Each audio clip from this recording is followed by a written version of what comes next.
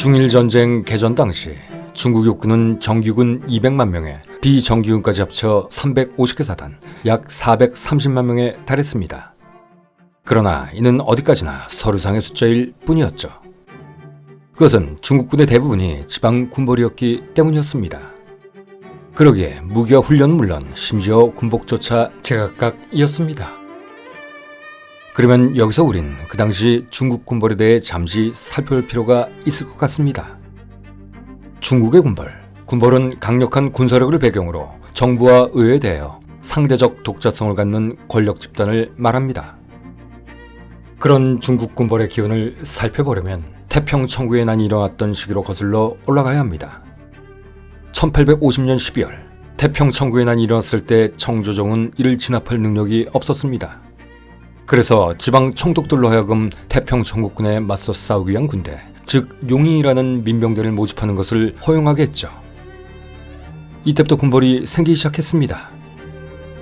당시 직내 총독 겸 북양 통상대신이었던 이용장은 자신이 통제하던 직내성, 허난성, 산중성 등 5개 성의 세수를 이용해 청나라의 전통적인 팔기군과는 전혀 다른 화이군이라는 사병을 모집하기 시작했고, 그가 이 화이군을 근대화시키고 근대적 해군인 북양 함대까지 창설하자 군벌의 시대가 본격적으로 열리기 시작했던 것입니다. 그런데 태평천구의 난이 끝난 후에도 이용장 등 주요 군벌의 수장들은 이를 해체하지 않았죠. 그러자 다른 성에서도 이용장의 모델을 벤치마킹한 군소 군벌들이 우후죽순처럼 생겨나기 시작했습니다. 이렇게 그 시절 중국에선 북양군벌, 염계군벌, 서북군벌, 상계군벌, 쓰촨군벌, 계계군벌, 월계군벌, 정계군벌, 검계군벌 등이 생겨났고, 또 이들 군벌들의 반계군벌들까지 다수 출몰하다 보니 중국은 춘추전국시대보다 더 혼란한 상황에 빠질 수밖에 없었습니다.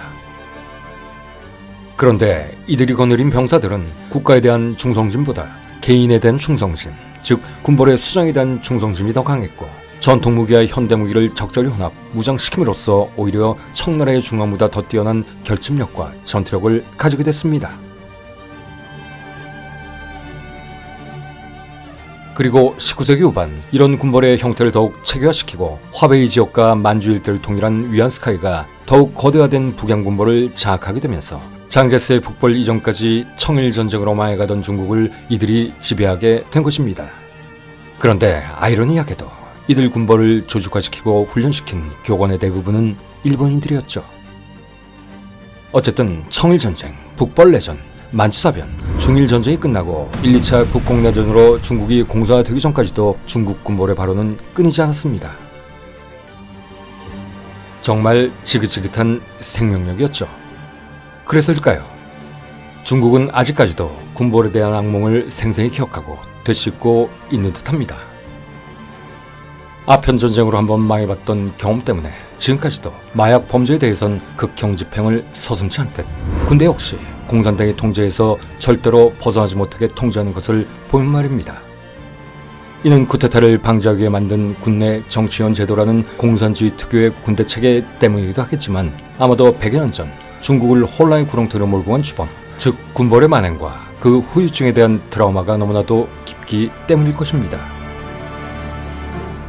마오쩌둥의 말처럼 권력은 총구에서 나오기 때문이죠. 그러면 그 당시 군벌의 적폐에 대해서 한번 짚어봐야겠습니다. 여러분들도 잘 아시듯 당시 중국의 군벌은 태생적으로 많은 문제점을 가지고 있었습니다. 그중 몇 가지 사안을 한번 살펴보죠. 1921년 중국 북서부 산시성 펜조에서 태어난 미국 정치학자이자 중국학자인 루시안 파이는 중국의 군벌은 본능적으로 의심이 많고 자신의 이익이 위협받을 수 있는 일은 절대로 하지 않으며 이상주의적인 가치에 대해선 일말의 관심조차 없는 무식하고 잔인한 집단이다 라고 말했습니다. 그런데 이는 중국 군벌에 대한 점잖은 표현일 뿐이었죠. 당시 중국 군벌들이 병사들과 일반 대중에게 자행하던 잔인함은 이루 말할 수 없었기 때문입니다. 그러면 1921년 화베이일보에 난 기사를 인용하여 지금의 허베이성을 통치하던 직내군벌 우페이프라는 자의 예를 한번 들어보겠습니다. 당시 그는 파업을 일으킨 노동자들을 재판도 없이 공개 처형, 공포심을 조장함으로써 파업을 진압하는 것으로 유명했었는데, 파업 노동자들에게 반란 협의를 뒤집어 씌우고 그들 중 몇 명에게는 산채로 심장과 간을 도려내고 신체 부위를 난도질하는 이른바 능지처철명을 집행하였고, 다른 몇몇에게는 산채로 태워 죽이는 화형을 집행했었다고 합니다. 심지어 극형을 면한 사람들에게조차 몸에 여러 개의 구멍을 뚫고 양초를 삽입한 후 불을 붙이는 그야말로 끔찍하기 짝이 없는 고문을 자행하기도 했죠. 이 모든 것을 공개적으로 말합니다. 말 그대로 사이코패스의 광기가 따로 없었던 것이죠. 그리고 군벌의 악행 중 부정부패는 빼놓을 수 없는 사항이었습니다. 그들은 개인적 충성도를 크게 강조하지만 일명 실버 총회라고 불리우는 뇌물을 받는 대가로 곧잘 지휘관을 배신하곤 했었는데, 이 역시 군벌 집단이 다른 군벌 집단과의 동맹을 배신하는 음모를 꾸민 일과 같이 흔한 일이었죠. 물론 뇌물을 건넨 자는 그만큼을 회수하기 위해 또 다른 비리를 저지른 일은 당연지사였습니다. 그리고 그들 세계에서 승진은 능력과 거의 관련이 없었고, 대진 형제를 가장한 비밀 결사를 조직, 혈연, 지역연고, 학연관계, 그리고 금전적 거래를 통한 네트워크를 가동시켜 출세를 했습니다. 대신 연이 사조직이 다 그렇듯 조직 내의 배신자에게는 가혹한 징벌이 따랐죠. 1925년 11월 장철인에게 충성을 맹세했던 고성린이라는 자는 장철인을 배신하고 또 다른 군벌인 펑유장의 수하로 들어갔습니다. 그러자 이를 눈치챈 장철인은 고성린과 그의 아내를 꿰어내어 체포, 공개적으로 총살시키고 그들의 시신을 시현양에 한 상태에 3일 동안 매달아 놨다고 합니다. 배신자는 절대 용서하지 않겠다라는 전례를 보이기 위해서 말이죠. 그런데 이는 배신자에 대한 응징뿐만이 아니었습니다. 여기에 더해 내가 먹지 못할 바엔 남도 먹지 못하게 죄를 뿌려버리겠다라는 심보까지 내재돼 있었던 것이죠. 어느 한 군벌이 전체 시스템을 지배하기 위해 행하는 짓은 무슨 수를 쓰더라도 막겠다라는 몽리의 표현이기도 했던 것입니다. 그러기에 그들은 어느 한 군벌이 너무 강력해지면 나머지 군벌들과 동맹을 맺어 그 군벌을 공격했고, 이후 또다시 이런 일을 저지르지 못하도록 서로를 공격하곤 했죠. 그야말로 배타심과 이기심, 비효율의 극치를 보여줬던 것입니다. 그럼에도 막상 전쟁에 돌입하면 꼬리를 다리 사이로 말아버린 똥개들처럼 자신의 군대에 피해갈 행위는 절대 하지 않았습니다. 자신들을 지칭하는 용과 군, 그것으로 연명하는 군인들임에도 말입니다. 이렇듯 당시 중국의 군벌은 의기 있고 용맹스러운 무인과는 전혀 거리가 먼 그야말로 깡패들과 같은 자들이었던 것입니다. 그러다 보니 그들의 꿈은 항상 자신들이 주지웅림할 수 있는 약간의 영토를 얻는 것에 지나지 않았습니다. 이 말은 대부분의 군벌이 전국을 통일하고 중국을 한번 통치해보겠다라는 웅지 같은 것은 전혀 없었다는 것이죠. 그런데 이런 이유 때문일까요? 1920년대에 들어서자 군벌 간의 동맹정치 내에서는 극단적인 권모술수만 남게 되었고, 민족에 대한 폭력은 더 잔인해지고 야만적으로 변해갔습니다. 이러다 보니 피폐되는 것은 국민들이요, 국가의 명운이었던 것이죠. 이뿐만이 아니었습니다. 철도를 놓고 벌이는 이들의 너절한 기득권 싸움은 그야말로 목불 인견이었으니까요. 철도의 통제권은 군벌들에게 매우 중요한 사안이었습니다. 당시 인프라가 매우 열악했던 중국에서 철도와 열차의 통제권은 그들의 영향력을 유지하는 데 필수불가결한 존재였기 때문이었습니다. 이것은 1925년을 기준으로 우한과 베이징을 연결하는 기관차의 70%, 베이징과 세냥을 연결하는 기관차의 50%가 군벌들의 병력과 보급품을 수송하는 데 사용된 것만 봐도 잘 알 수 있습니다. 결국 이 시기 대부분의 전투는 철도와 가까운 거리에서 벌일 수밖에 없었던 것이죠. 그러다 보니 철도 주변에서의 끊임없는 분쟁은 많은 경제적 피해를 초래하게 만들 수밖에 없었습니다. 당시 군벌 간의 다툼으로 일어난 1925년에서 1927년 사이에 중국 동부와 남부에서 벌어진 수많은 분쟁들로 난징과 상하이 노선에 사용된 기관차의 최소 50%가 파괴됐고, 적의 추격을 방해한답시고 후퇴하면서 저지른 이른바 청야 전술로 파괴된 철도가 전 노선의 30%에 육박할 정도였으니까 말입니다. 여기에 더해 어떤 군벌의 병사들은 300대의 화차를 징발, 자신들의 숙소로 사용하는 바람에 비군사 철도 교통량이 25% 이상 감소하여 운송을 하지 못해 물품의 재고는 쌓여가는데 상품 가격은 상승하는 어이없는 스태그플레이션 사태까지 발생했습니다. 이에 중국은 1927년 한 해에만 무려 1억 멕시코 은어에 해당하는 경제적 피해를 입게 됐죠. 당시 중국인 대부분이 아사 직전에 몰린 상호였는데 말입니다. 중국의 군벌, 그야말로 아무짝에도 쓸모없는 모기나 바퀴벌레 같은 존재들이었던 것입니다. 물론 중국의 역사는 주나라 때부터 시행된 봉건 제도로 인해 긴 세월 동안이 군벌의 역사이기도 했습니다. 진나라 때 잠시 황제가 직접 통치하던 군현제 시대 등 몇몇 사례를 제하고 말이죠. 그러다 보니 강력한 군주의 영향력이 사라지면 중국 대륙은 여지없이 군벌들이 득세하곤 했었습니다. 하지만 그때까지만 하더라도 각 군벌에는 황제에 대한 봉건의식과 전통적인 윤리관은 그런대로 남아있었습니다. 그런데 유럽의 산업혁명 이후 중국으로서는 전혀 경험해보지 못한 강력한 외부 세력, 즉 정과는 전혀 다른 백인종들이 침입해오자 종전의 전통적 군벌이라는 관념마저 아노미에 빠져버려서일까요? 중국 역사에 보이지 않던 희대의 군벌 집단들이 나타나기 시작한 것입니다. 이때부터 전통적인 이데올로기를 가진 군벌은 거의 사라지고 군국주의, 개인주의, 자본주의, 사회주의, 공산주의, 제국주의, 보편주의와 무정부주의, 여기에다 유교적 가부장주의까지 합세 이 모든 것을 짬뽕시킨 이른바 동시주의가 등장했던 것입니다. 다시 말해 그간 유지했던 민족주의와 국가주의라는 개념은 없어지고 이기주의만 남게 된 것이죠.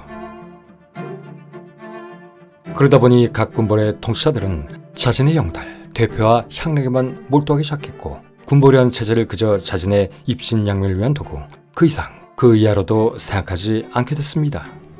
상황이 이러다 보니 산동성의 군벌, 일명 개고기 장군이라고 불리던 짱충창이라는 인간 말종까지 등장하게 됐죠.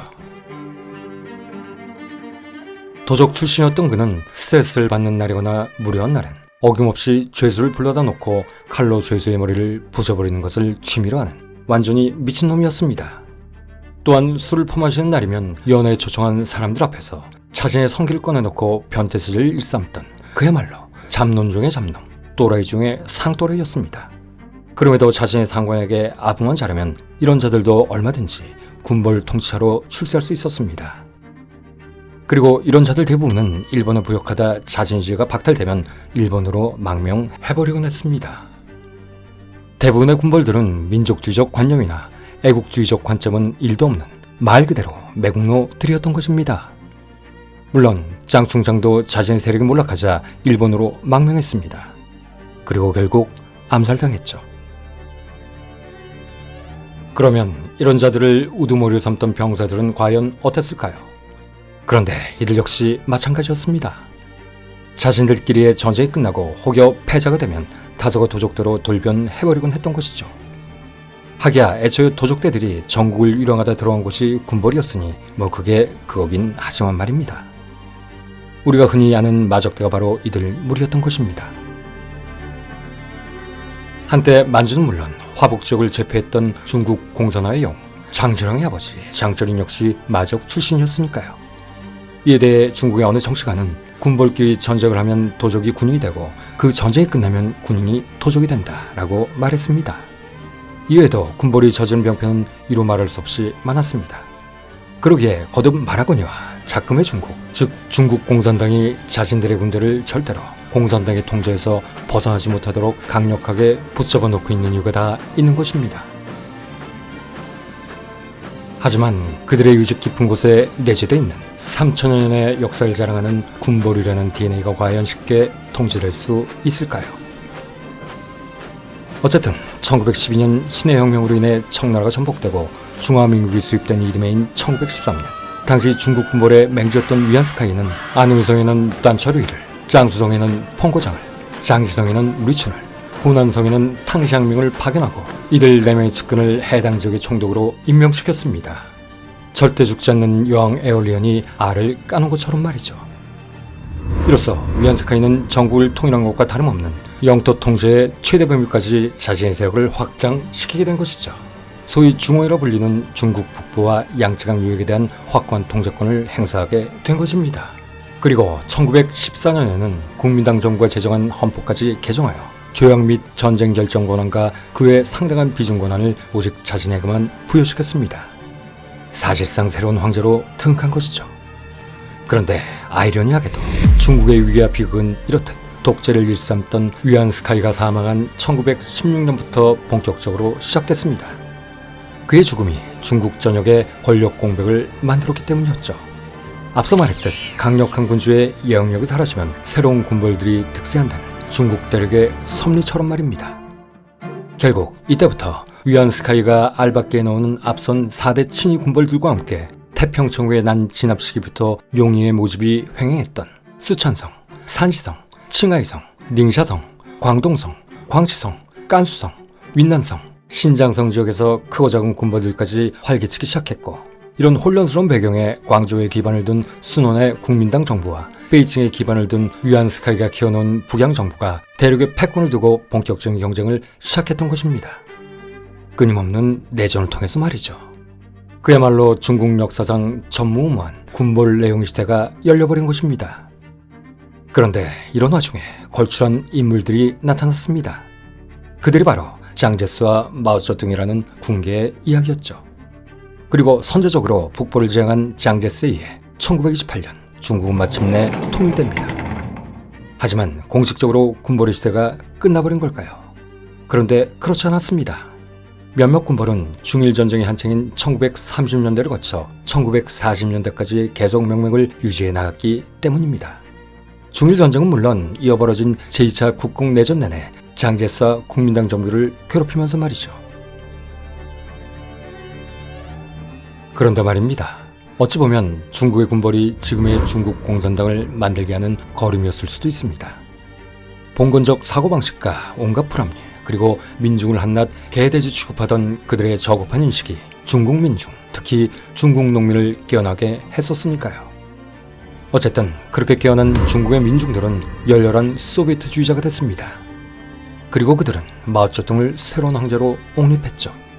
아니, 잠시 내세웠습니다. 격렬하게 요동치는 역사라는 거센 물결에 잠시 눈을 떼기 위해서 말입니다. 그러나 민중은 절대 한 곳만을 바라보지 않고 또 한자리에 오래 머무르지 않습니다. 여러분, 중국이 공산주의 국가라 생각하십니까? 글쎄요. 중국 공산당은 자신들이 지금의 중국을 만들었고 지배하고 있다고 생각하겠지만 도도하게 흐르는 역사라는 강에서 그들의 흔적은 단지 찰나에 불과할 따름입니다. 왜냐하면 중국은 오래전부터, 아니 태동 때부터 자본주의에 길들여지고 또 그렇게 흘러온 나라이기 때문입니다. 그리고 우리는 지금 분명 대전환의 시대에 살고 있습니다.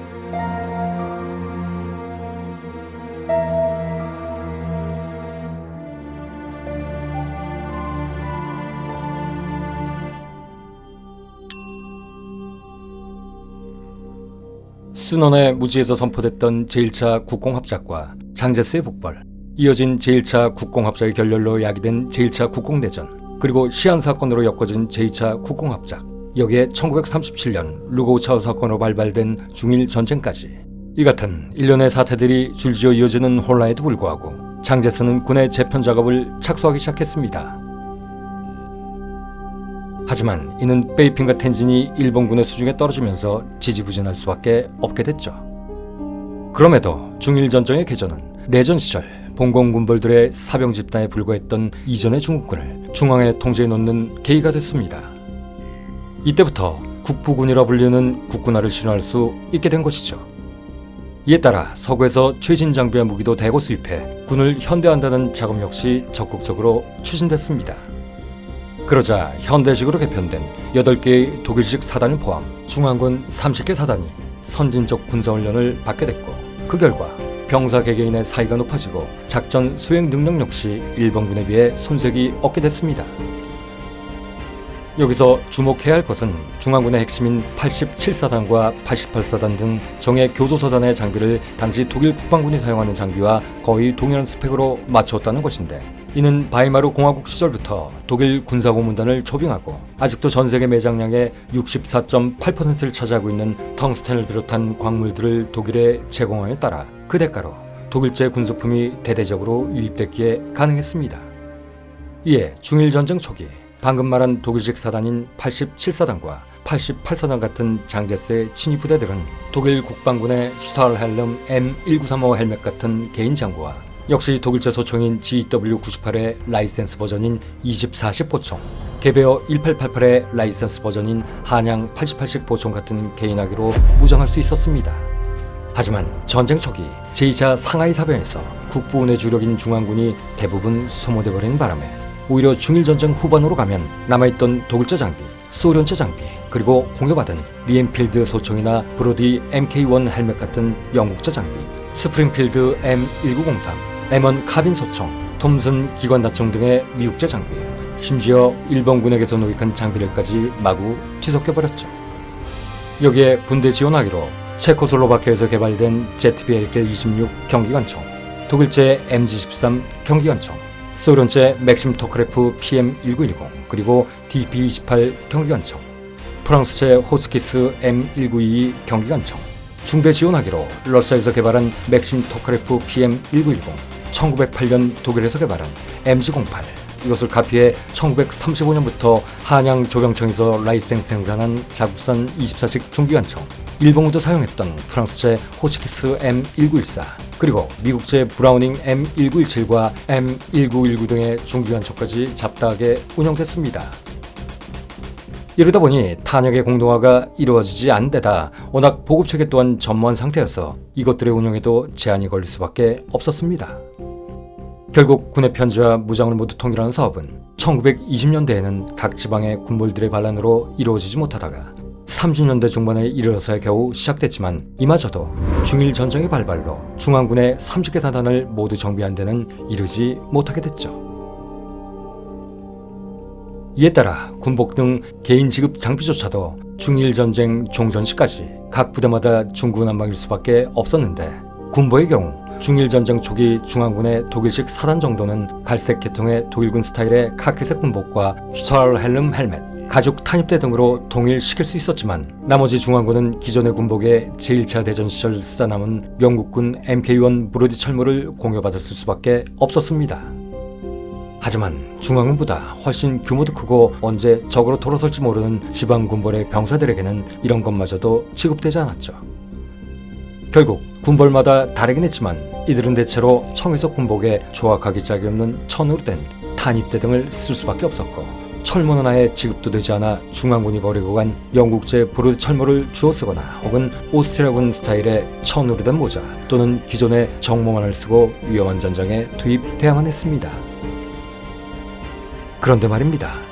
그럼에도 불구하고 놀라운 것은 당시 국부군의 최정예 87, 88사단이 있었던 독일제 스탈헬름 헬멧과 독일식 군복, 개인화기가 초창기 대한민국 광복군에게는 지급됐다는 것입니다. 이는 윤봉일 의사의 훈코 폭탄 투척 의거에 중국의 100만 대군도 하지 못한 일을 조선인 청년 하나가 해내다니 정말 대단하다 라며 감동했던 장제스의 배려 때문이었죠. 그러면 중국 육군의 사단 편제에 대해 한번 살펴보겠습니다.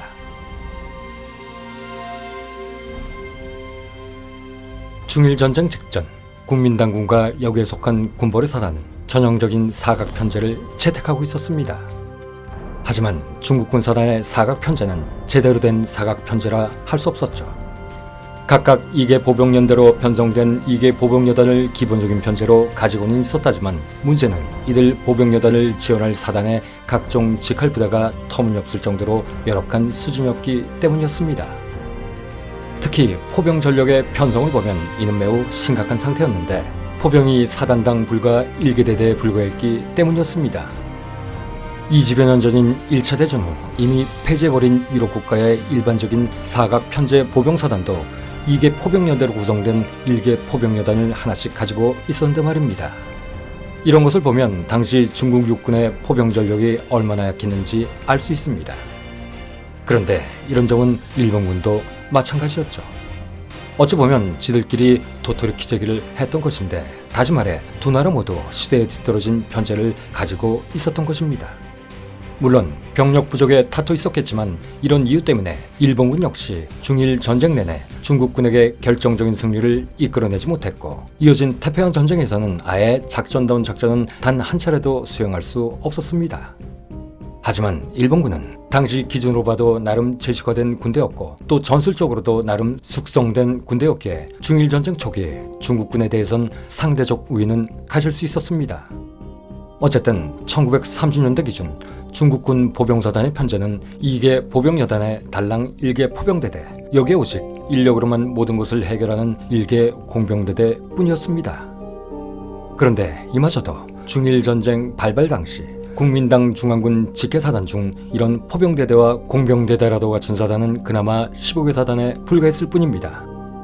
나머지 사단은 겨우 1개 포병중대나 1개 공병소대만을 가졌거나 아예 포병 자체가 없고 보병에 가지고 다니는 박격포나 비례포 따위만 장비한 사단이 태반이었던 것이죠. 그리고 오히려 완편 편제대로 1개 포병대대를 갖춘 사단이라 할지라도 그 전략이 고작 3포 16문 정도에 불과했었죠. 그런데 문제는 중일 전쟁 당시 국민당군의 정예중 정예로 꼽혔던 독일식 사단인 87, 88사단도 마찬가지였다는 것입니다. 이에 나름 충실히 완편된 일본군 보병사단에 대해 중국군은 결코 전술적으로 대등한 상대가 될 수 없었던 것입니다. 그리고 앞서 언급했듯 중국군의 전술 수행 능력은 일본군과는 아예 비교를 할 수 없을 정도로 참담했습니다. 이렇듯 중일 전쟁 발발 당시 중국군의 군수나 의료, 포병 전력, 화학전, 차량화, 기계화 등 현대전 수행 능력은 턱없이 부족했고 지휘관들의 전술 교류 이해도도 매우 낮았던 것입니다. 여기에 더해 앞서 언급한 독일제 무기를 카피해 어느 정도 국선에 성공한 경화기를 제외하고는 대포와 트럭, 기계화 장비는 세계 여러 나라에서 잡다하게 수입했기에 제식화시키기도 어려웠던 데다가 부품의 부족은 말할 것도 없었고 장비의 노후화 역시 매우 심각한 상태였습니다. 어쨌든 그럼에도 중국군은 군의 기계화를 꾸준히 추진해 나갔습니다. 기갑전력으로 독일이 3호, 4호 전차의 제식화로 잉여가 생겨 수출한 소형 트랙터러 개조의 7.9mm MG13 기관총만 달랑 2정 장착해 만든 1호 전차, 6.5mm 기관총 한 정이나 13.2mm 브라다 기관총 2정만을 장착한 이탈리아제 CV-33과 CV-35 초경량 전차, 그리고 나름 속도와 기계적 신뢰성은 가지고 있었지만 대물 화력의 부재로 영국군마저 훈련용으로 4대만 운용했을 뿐 거의 채택하지 않은 7.7mm 비커스 기관총 2정만을 장착한 비커스 MK2 경전차 A형, 그나마 조금은 전차스럽게 37mm 비토 SA-18 전차포 1문, 8mm 호치키스 M1914 기관총 한정, 7.5mm 레이벨 1931 기관총 한정, 그리고 7.62mm 맥심 MG08 기관총 한정을 장착한 프랑스제 르노 FT17 경전차를 보유하고 있었고 여기에 미국의 존 올터 크리스트가 개발한 크리스트 M1928 쾌속전차를 베이스로 만든 45mm M1932 전차포 1문, 7.62mm 덱테르프 기관총 1정을 장비한 소련제 BT5 전차 등 주로 1920년대에서 1930년대 초반에 생산된 구식 경전차와 일본 군으로부터 노획한 57mm 전차포 1문과 7.7mm 기관총 3정을 장비한 97식 치아 중전차도 소량 운영했던 것이죠. 또한 소위 탱케지라 불리는 프랑스제 르노 유이 경장갑차, 역시 일본 군으로부터 노획한 94식 경장갑차, 그리고 독일제 SD KPG-21, 22 차량용 장갑차 등 총 300여 대의 장갑차도 획득하고 있었습니다. 하지만 이 기갑 전력들은 화력과 장갑이 빈약해 실전보다는 훈련에 놨을 물건일 뿐이었죠. 그럼에도 중국군은 이런 장비들로 장갑병단을 편성, 상하이 전투와 난징 전투에 투입했으며 1938년 1월에는 중국 최초의 기계화 사단인 제200사단을 창설하기도 했습니다. 그리고 이 204단은 중국군 유일의 기계화 부대로 앞서 말한 독일과 이탈리아, 영국, 프랑스의 구식 전차에 45mm 전차부를 장착한 당시 베스트셀러 전차이자 전차다운 전차였던 T-26B 88대를 장비하자 명실상부한 중국군의 주목이 됐습니다. 참고로 영국의 경전차 비커스 MK2의 라이센스를 획득, 소련이 자체 개발한 T-26 시리즈는 세계 최초로 대량 생산된 전차이며 1만 대 이상을 생산하며 얻은 노하우를 이후에 만들어진 전차들에게 적용시켰다. 마치 BT 전차가 T-34 전차에게 기동성의 방법론을 물려줬다면 T-26은 대량 생산의 방법론을 물려줬다고 해도 과언이 아닌 소련 전차의 어머니와도 같은 존재였습니다. 또한 동시대의 전차를 보다 높은 성능과 낮은 가격으로 수많은 나라들에 공유되면서 믿고 쓰는 소련제 무기라는 이미지를 각인시킨 전차이기도 했었죠. 이 때문인지 전차 매니아들은 T-26을 정강기의 T-34로 평가하기도 합니다. 더구나 일부 국가에서는 1970년대까지 이 물건을 현역으로 배치, MBT로 사용하기까지 했으니까요. 어쨌든 장제스의 군 현대화와 기교에 대한 열정은 뜨거웠습니다. 하지만 그로 인해 탄생한 제200 기계화사단은 군사위원회 직속의 전략 예비대인 제5군에 배속되어 많은 전투에 투입되긴 했지만 훈련 부족과 운영 미숙으로 큰 활약을 하지 못한 채 야금야금 소모되고 말았죠. 하기야 당시만 해도 독일을 제외한 대부분의 국가들이 전차전의 지휘자도 잘 모를 때이긴 하지만 말입니다. 그럼에도 중국 육군은 이때부터 중국의 군벌편에서 말한 군보레대를 서서히 벗겨내기 시작했습니다. 그러면 중국 해군의 전력도 한번 살펴봐야겠습니다. 당시 중국 해군은 5개 함대에 배속된 대소함정 120척, 총 배수량 6만 톤 정도였습니다. 여기에는 1930년대에 건조된 닝하이급 경순양함 1번함인 닝하이와 2번함인 핑하이 2척이 포함되어 있었죠. 참고로 이 중 1번함 닝하이는 1931년 바가지를 쓰고 일본 하리마 조선소에서 건조됐고 2번함인 핑하이는 닝하이를 역설계하여 중국에서 건조됐습니다.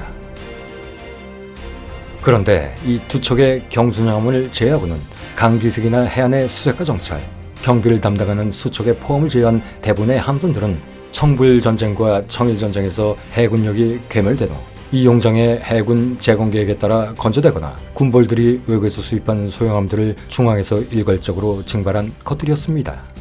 따라서 성능도 형편없었고 노후화 또한 매우 심각하여 기껏해야 제한된 강상작전이나 수송 임무에만 투입할 수 있었죠. 그럼에도 이들은 강력한 일본 해군에 맞서 그들의 양증한 진입을 저지하는 등 나름 용전분투했습니다. 하지만 일본 폭격기들의 공습이 시작되자 전쟁 초반에 거의 소멸돼 버리고 말았습니다. 이때 중국이 자랑하던 중국 최초의 현대식 경순양함 닝하이와 핑하이도 격침됐었는데 이때 일본은 이 두 함선을 인양 이오시마와 야소시마라는 이름을 붙여 경순양함으로 태평양 전쟁 내내 써먹었습니다.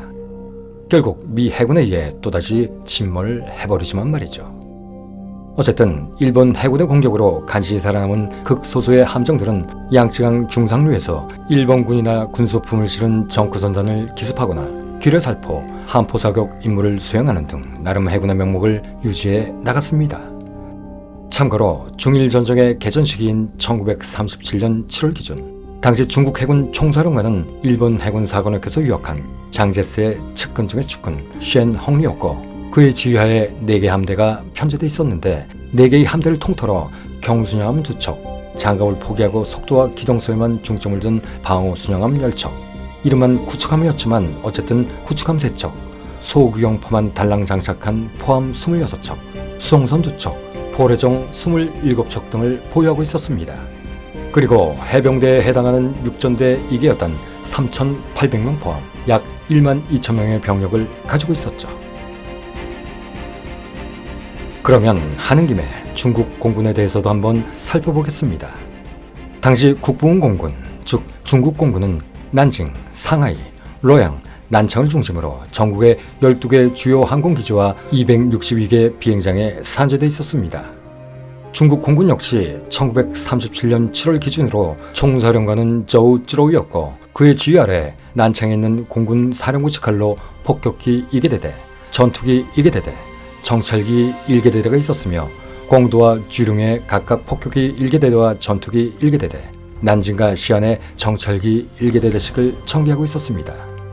그리고 범부에도 지상 공격기 1계대대를 편지하고 있었죠. 그런데 개전 당시 장제스의 공군 고문이었던 클리어리 쇼널트는 훗날 중국 공군이 보유한 항공기는 대부분 전투에 사용할 수 없는 훈련기이거나 노후화가 심한 구식기체였고 최신 기체는 144대에 지나지 않았다. 그나마 작전 기동이 가능한 기체는 겨우 90여 대에 불과했을 뿐이다. 라고 회고했습니다. 말 그대로 유한 항공 전력이라고 말하기는 애매한 수준이었다는 것이죠. 그런데 이 말은 반은 맞고 반은 틀린 것이었습니다. 왜냐하면 일본군은 중국 공군에 대해 전혀 다른 평가를 하고 있었기 때문이었죠. 당시 일본 육해군 정보부대가 분석한 보고서에 의하면 그들은 일단 중국 공군의 전력을 대체로 과대평가하고 있었는데 중국 공군은 미국, 독일, 이탈리아 등의 원조를 받아 급속히 성장하여 총 기체수가 무려 940여 대에 달하며 작전 가용한 기체만 해도 650여 대에 달한다. 라고 추산했기 때문입니다. 서로가 달라도 너무 많이 달랐던 것이죠. 그러면 당시 실질적인 중국 공군의 전력은 어느 정도였을까요? 당시 중국 공군의 실제 항공기 보유대 수는 약 600대 정도였습니다. 물론 그중 3분의 2 이상은 1차 세계대전 때나 사용했을 법한 기체들이었습니다. 이탈리아제 피아트 CR-32, 소련제 폴리카르포프 I-15, 독일제 헨셀 HS-123, 영국제 클로스터 글래디에이터, 미국제 커티스 호크3 60여 대 등은 낡은 포격기들이었고 그나마 현대적인 항공기는 단엽 전투기로 프랑스제 드브이티느 D500과 소련제 폴리카르포프 I-16 그리고 1930년대 중후부터 수입된 미국제 P-26 피스터 10여 대와 공격기로 역시 미국제 커티스 HB 슈라이크 20여 대 그리고 훈련기 등을 포함 대략 150여 대 정도였죠.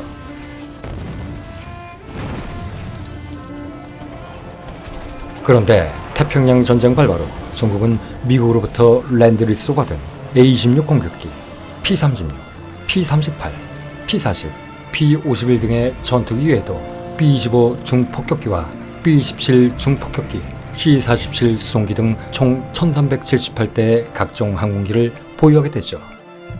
이 사안은 추후에 따로 리뷰하겠습니다. 어쨌든 당시 수치로도 클레어 쇼널트나 일본 정보국 모두 반은 맞고 반은 틀렸던 것입니다.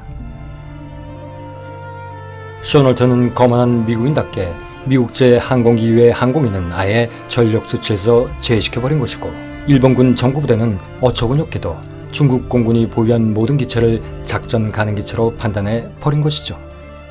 그렇다면 일본군은 왜 이런 판단을 했던 것일까요? 혹시 중국이 흘린 역정보 때문이었을까요? 아니면 쓸데없이 정교한 일본 정보 분석 요원들의 소심함 때문일까요? 1930년대 장개석은 공군에도 큰 관심을 가지고 아낌없이 투자를 했습니다. 또한 당시 공군 조종사들을 항저우, 광저우, 러양 등 세 곳의 비행학교에서 미국과 이탈리아 조종사들에 의해 집중적으로 훈련시켰죠. 그 결과 개전 당시 700여 명 이상의 조종사를 양성해냈습니다. 하지만 그럼에도 개전 초기 중국 공군은 일본 육군 항공대와 해군 항공대의 상대가 되지 못했습니다. 그것은 일본군 조종사들의 양성 과정이 워낙 독특해서인지는 몰라도 당시 기준으로도 그들의 기량은 이미 세계 최고 수준이었고 나아가 보유한 기체 역시 앞서 언급한 중국군의 잡다하기 짝이 없는 기체에 비해 월등한 성능을 가지고 있었을 뿐만 아니라 기종 역시 작전 특성에 따라 체계화되어 있었기 때문이었습니다. 그러다 보니 중국 공군은 일본군 항공대에 일방적으로 사륙당할 수밖에 없는 먹잇감일 뿐이었죠. 최소한 태평양 전쟁이 시작되고 미국이 중일 전쟁에 본격적으로 개입하기 전까지는 말입니다. 어쨌든 중일 전쟁 초기 중국 육해공군은 그동안 쌓여왔던 군벌시대의 적폐를 씻어내려 안간힘을 썼습니다. 그리고 절대 포기하지 않는다는 끈기로 일본군을 상대했습니다. 그러자 일본군은 서서히 무너지기 시작했죠. 그러면 일본군의 전력에 대해서도 한번 짚어보겠습니다.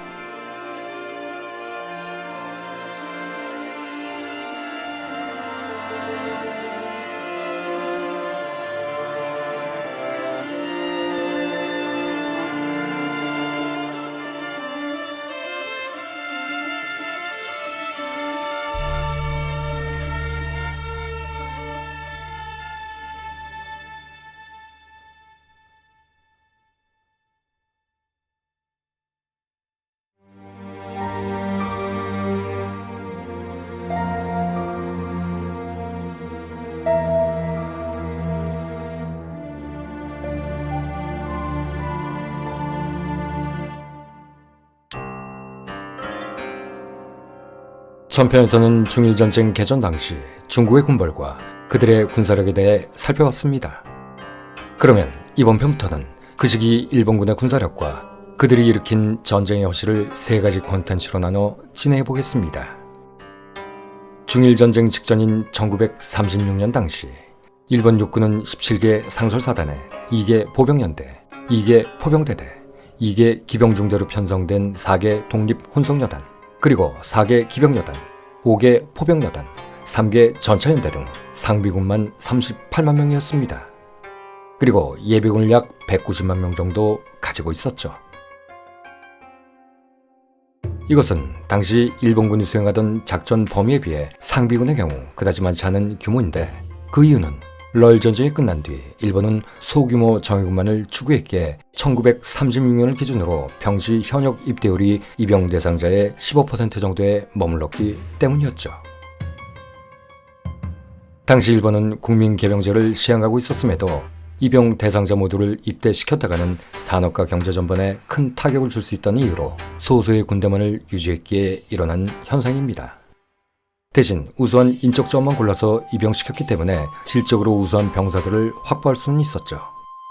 그러나 중일전쟁이 점차 확대되자 학력이나 신체 조건이 부족한 자원까지도 마구잡이로 징병하기 시작했고, 이에 따라 일본군의 수준은 급격히 떨어지게 됐습니다. 그러면 왜 이런 현상이 벌어졌을까요? 여기에는 일본이 일으킨 모든 전쟁의 단초를 제공했던 관동군이 있었습니다. 여러분들도 다 아시듯 러일 전쟁의 승리로 창설된 관동군은 러시아, 즉 소련을 견제하기 위해 존재했던 군집단이었습니다. 그런데 그런 관동군이 만주사변을 일으키고 만주를 석권하자 소련은 당시 6개 사단뿐이었던 극동주둔군을 20개 사단, 37만 명으로 대폭 증강시켰습니다. 그러자 소련군의 병력 증강에 자극을 받은 관동군도 3개 사단이었던 병력을 2배로 늘려 6개 사단으로 증원시켰죠. 그러나 병력 증강 경쟁은 이것으로 끝난 것이 아니었습니다. 이후 두 방면군은 군사력의 우위를 확보하기 위해 점차 병력을 늘리는 치킨 게임을 시작하게 되는데, 극동소련군은 1940년에는 사단수를 30개 사단까지 늘렸다가 독일의 침공으로 병력을 대폭 유럽 전선으로 돌리는 바람에 한때 2성급 부대를만 남겨놓게 됐었지만, 종전의 해인 1945년 독일이 패망하자 다시 극동의 45개 사단, 무려 150만 명의 병력을 이동, 일본을 압살할 준비를 하기 시작했습니다. 관동군도 정예 상설사단을 중심으로 1940년에 12개 사단, 40만 명까지 편제했다가 중국 전선이 확장되고 태평양 전쟁이 발발하자 일부 병력을 남방 전선으로 이동시키기도 했습니다. 하지만 대번영은 대소련전에 대비해 병력을 늘려달라는 관동군의 칭얼거림이 계속되자 다시 병력을 늘려 오히려 24개 사단, 66만 명으로 증강, 소련의 침공에 대비하게 했죠. 그러나 1943년에서 44년경 주력 부대가 대부분 남방 전선으로 다시 차출되고 45년에는 본토 결전에 대비한답시고 주력 사단을 본국으로 이동시킴에 따라 정작 소련의 침공이 목전에 왔을 때는 부실한 2성급 부대만 남게 됐습니다. 그렇다고 관동군 병력의 절대 수치가 떨어지지는 않았습니다. 차출된 만큼 2성급이든 3성급이든 병력을 계속 보충해줬으니까요. 결국 그동안 2성급 부대만을 배치했었지만 유럽 전선이 정리되자 대규모 정규사단을 만주로 옮겨온 소련군과는 정확히 반대되는 상황이 연출된 것입니다. 그런데 여기서 우리가 주목해야 하는 것은 당시 관동군은 중국 전선이 확대되거나 태평양 전쟁이 일어나 남방 전선이 생겨 병력이 되고 필요할 때도 거꾸로 병력이 계속 늘어나는 마술을 보여줬다는 것입니다.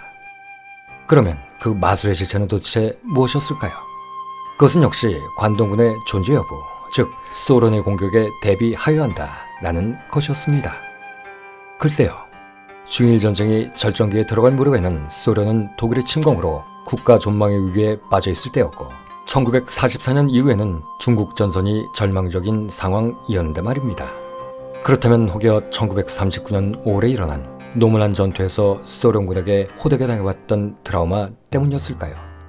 아니면 1944년부터 이미 소련군의 극동이동과 마오쩌둥이 이끄는 중국 공산군의 만주에 대한 역공을 우려해서였을까요? 그것도 아니면 삼국 간섭과 러일 전쟁이라는 케케묵은 악몽 때문이었을까요?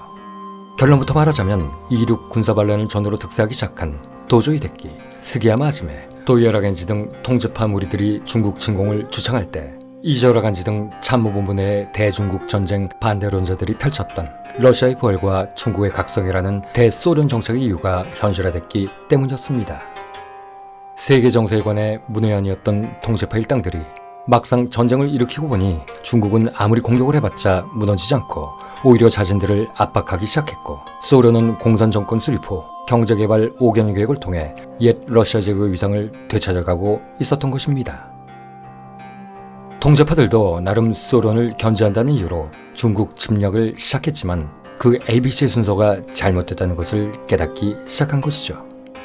좀 더 세련된 방법, 소위 방공협약으로 미국과 서유럽, 방공 노선을 걷고 있던 장제스의 중국과 소를 먼저 붕괴시킨 후 시베리아를 접수하고, 그 동력으로 애국심은 단 1도 없는 중국의 군부를 하나하나 포섭, 괴뢰 정부를 세워 종국에는 중국을 지배한다는 전략, 소위 반공주의 정책을 징검다리로 활용해야 했다는 것을 뒤늦게나마 깨달았던 것입니다. 그러나 이미 때는 늦어버렸죠. 자신들이 일으킨 중일전쟁으로 소련은 독일과의 대결에 전념할 수 있게 되었고, 우방이자 같은 반공주의 국가였던 영국과 미국은 적이 되어버렸으며, 결국 소련과 중국의 공산주의자들에게 숨통이 끊어지게 될 지경이 되어버렸으니까요. 이래서 어느 나라든 세계 정세를 꿰뚫어보는 식견과 해안을 가진 지도자가 필요한 것입니다. 그것도 아니면 그런 지혜를 가진 이들의 말을 경청할 수 있는 최소한의 인성이라도 가진 지도자라도 필요한 것이죠. 그런데 우리 대한민국, 지금 대한민국에 가장 절실히 요구되는 것이야말로 바로 이런 지도자의 요건인데 말입니다. 그러나 어쨌든 중일전쟁의 늪에 빠져 허우적거릴 때임에도 불구하고 정신을 못 차린 대본영은 소련 견제라는 이유를 앞세워 1938년 아무것도 모르는 인턴사원 같은 급조된 신편사단 한 개를 창설, 진압파견군에 보낸 대신 진압파견군에서 잔뼈가 굵은 상설사단 2개를 빼내 관동군에 배속시켜버렸습니다.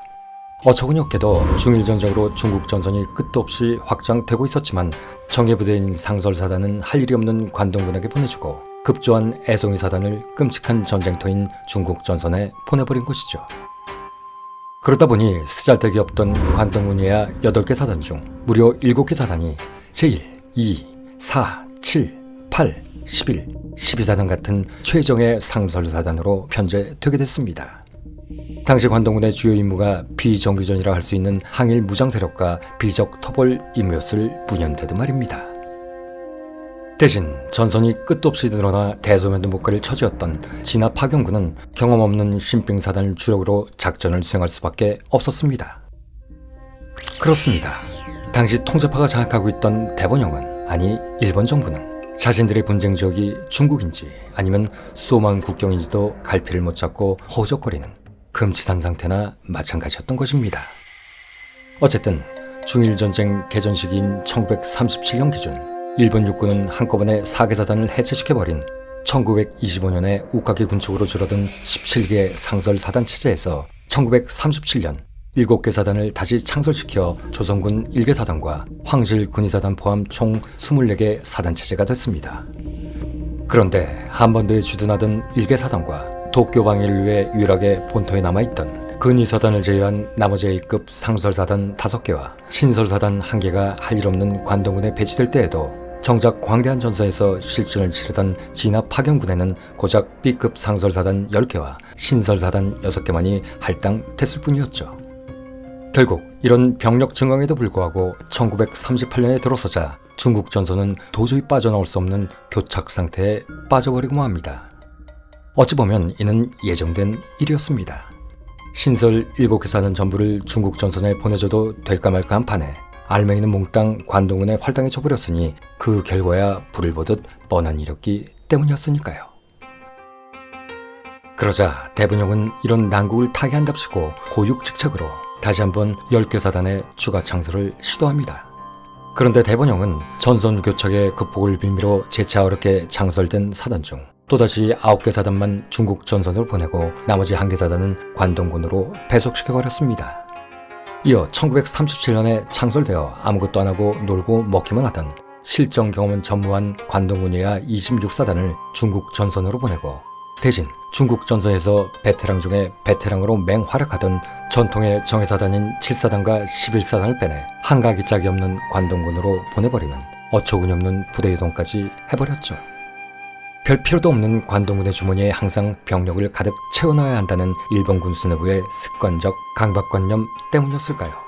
도저히 납득이 되지 않는 비상식적인 조치들이었습니다. 그런데 대원영은 이런 상황에 중국 전선에서 아무리 병력의 부족을 호소해도 눈 하나 깜짝하지 않았습니다. 그리고 점점 건호에 몰리고 있던 태평양 전선에도 제대로 된 병력을 전혀 투사해주지 않았습니다. 그런데 이런 행태는 종전시까지 계속됐죠. 결국 일본은 관동군이라는 군 집단의 유지를 위해 자신들 능력 이상의 병력 확충을 시도하다 군대의 질을 떨어뜨려 버렸고 아예 전황 자체를 망쳐버린 것입니다. 그렇다면 도대체 무엇이 관동군의 전력 강화라는 덫을 만들었고 또 가뜩이나 부족한 병력의 운영을 이 지경으로 만들어버렸을까요? 우리가 강탈한 최초의 거대 식민지이자 한 번도 가져보지 못한 자원의 보고인 만주, 그리고 대륙을 향한 구름판인 조선을 확보하기 위해 우리는 관동군을 반드시 유지해야만 한다. 그리고 영광스러운 러일 전쟁의 승리로 탄생한 관동군이야말로 우리의 상징이요 일본의 대의이다. 그렇습니다. 바로 이런 이유 때문에 항상 필요 병력의 1.5배수를 확보, 그중 다수를 관동군에게 몰빵해준 것입니다. 그리고 1944년이 지나갈 즈음에 일본은 아마도 이미 태평양 전선을 포기했고 중국 전선도 점차 축소해가며 종국에는 그런대로 체면만을 유지한 채 중국에서 완전히 철수한다는 계획을 가지고 있었을 것입니다. 대신 그 대가로 관동군을 이용해 만주와 조선만큼은 무슨 일이 있더라도 지키겠다는 보관을 품었겠죠.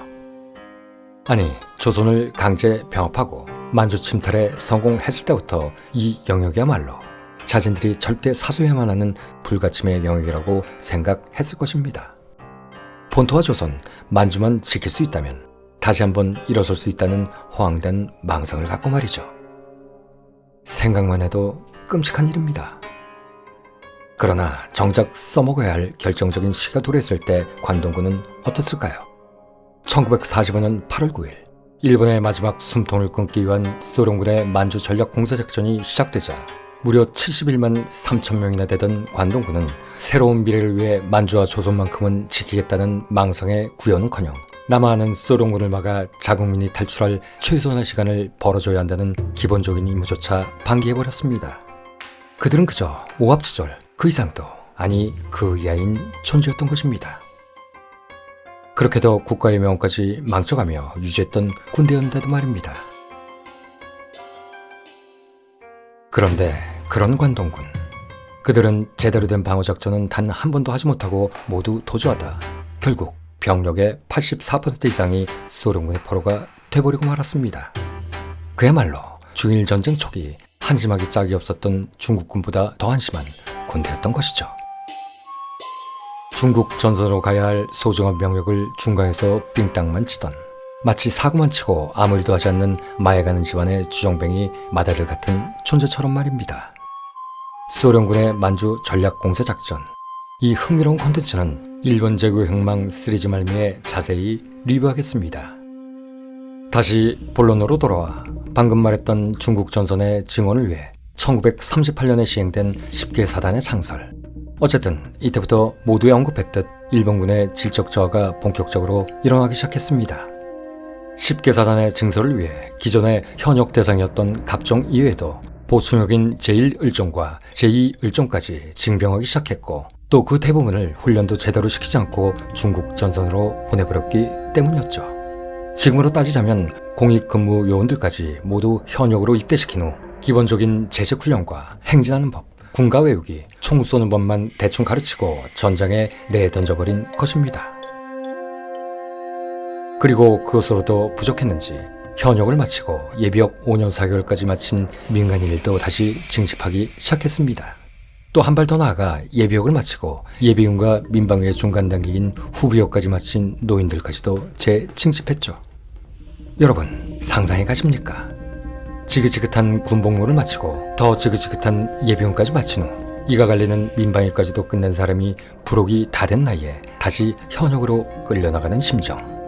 그것도 오늘 당장 죽을지 모르는 끔찍한 전쟁터로 말입니다. 이러니 당시 강제 징집 때 중국으로 끌려가야만 했던 일본군 병사들의 심정이 어땠을까요? 더 이상 말을 안 해도 모두 공감하실 줄 압니다. 그들 중 어떤 이는 성취하는 몸을 이끌고 또 어떤 이는 그리움에 사무칠 것 같은 사랑하는 자식과 아내를 가슴에 품고 전장에 투입됐을 테니 말입니다. 물론 여기에는 강제 징집된 조선인들도 다수 포함되어 있었습니다. 일본은 그전까지만 해도 친일파 이외에 조선인은 신성한 황군의 병사가 될 수 없다. 라는 방침 때문에 우리를 원수로 생각하는 믿을 수 없는 조선인에게 총을 쥐어줄 수 없다. 라는 소심함 때문에 조선인을 징집하지 않고 있었습니다. 겉으로만 내선일체를 외쳤지 실은 그들 자체가 조선인은 일본에 절대 수용하지 않을 것이라는 것을 너무나도 잘 알고 있었기 때문이었죠. 하지만 중일전쟁이 일어난 이듬해인 1938년부터 병력의 부족을 체감하기 시작한 일본 군부는 이해부터 시작된 지원병, 이어 1943년부터 시행된 학병을 거쳐 1944년에 와서는 아예 징병을 통해 대대적으로 조선인을 끌고 가기 시작했습니다. 그리고 총을 든 조선인들이 혹여 반란을 일으킬까 두려워 징집된 조선인을 철저히 분리하고 관리하는 이루 말할 수 없는 차별 대우를 했죠. 그러다 보니 독립운동가나 사회주의자들의 친족들은 아예 징병에서 제외시켜 버리기도 했습니다. 그들의 반골 기질과 복수심이 너무나도 두려웠기 때문이었죠. 어쨌든 전황이 불리해지자 일본 군부도 찬밥 더운 밥을 가릴 처지가 아니었던 것입니다. 그런데 이렇게 총동원용으로 자국 청년들은 물론 식민지 청년들까지 사지로 끌고 가는 동안 도쿄에서 펜타만 굴리던 책상잡이 고위 군 간부들은 고급 요정의 기생 파티에 빠져 날이 새는 줄 몰랐습니다. 하지만 당시 일본인들은 이에 대해 별다른 반발이나 저항을 하지 않았습니다. 일본 정부, 일본 군부가 이런 반발을 자연스럽게 덮어버릴 방법을 이미 만들어놨기 때문이었죠. 바로 일본 군부와 히로히토가 그동안 그렇게 공대로 만들어왔던 신정 정치를 기반으로 하는 무단 통치술, 즉 미개하기 짝이 없는 전체주의를 기반으로 하는 군국주의 체제 아래 천황폐하 만세로 대변되는 바로 그 통치술 말입니다. 그렇습니다. 이런 말도 안 되는 막장 통치술로 모든 일본 국민을 쇠내 신의 아들이라 참칭하던 천황의 사회물로 전락시켜버리고 그것도 모자라 남녀노소를 가리지 않고 전 국민을 군인화시키고 전 국토를 병영화시켜버린 것이죠. 어쨌든 중일전쟁이 시작된 지 1년 만에 이렇듯 일본 육군의 병력 수는 이번 편을 시작할 때 언급했던 17개 사단 38만 명의 2배가 넘는 무려 34개 사단 131개 연대 총 115만 명에 이르게 됩니다. 물론 정신력으로는 세계 최강을 자랑하던 일본군의 수준은 저 멀리 안드로메다로 날려버리고 말이죠. 그러면 당시 일본군에 대해 한꺼풀 더 들어가 보겠습니다.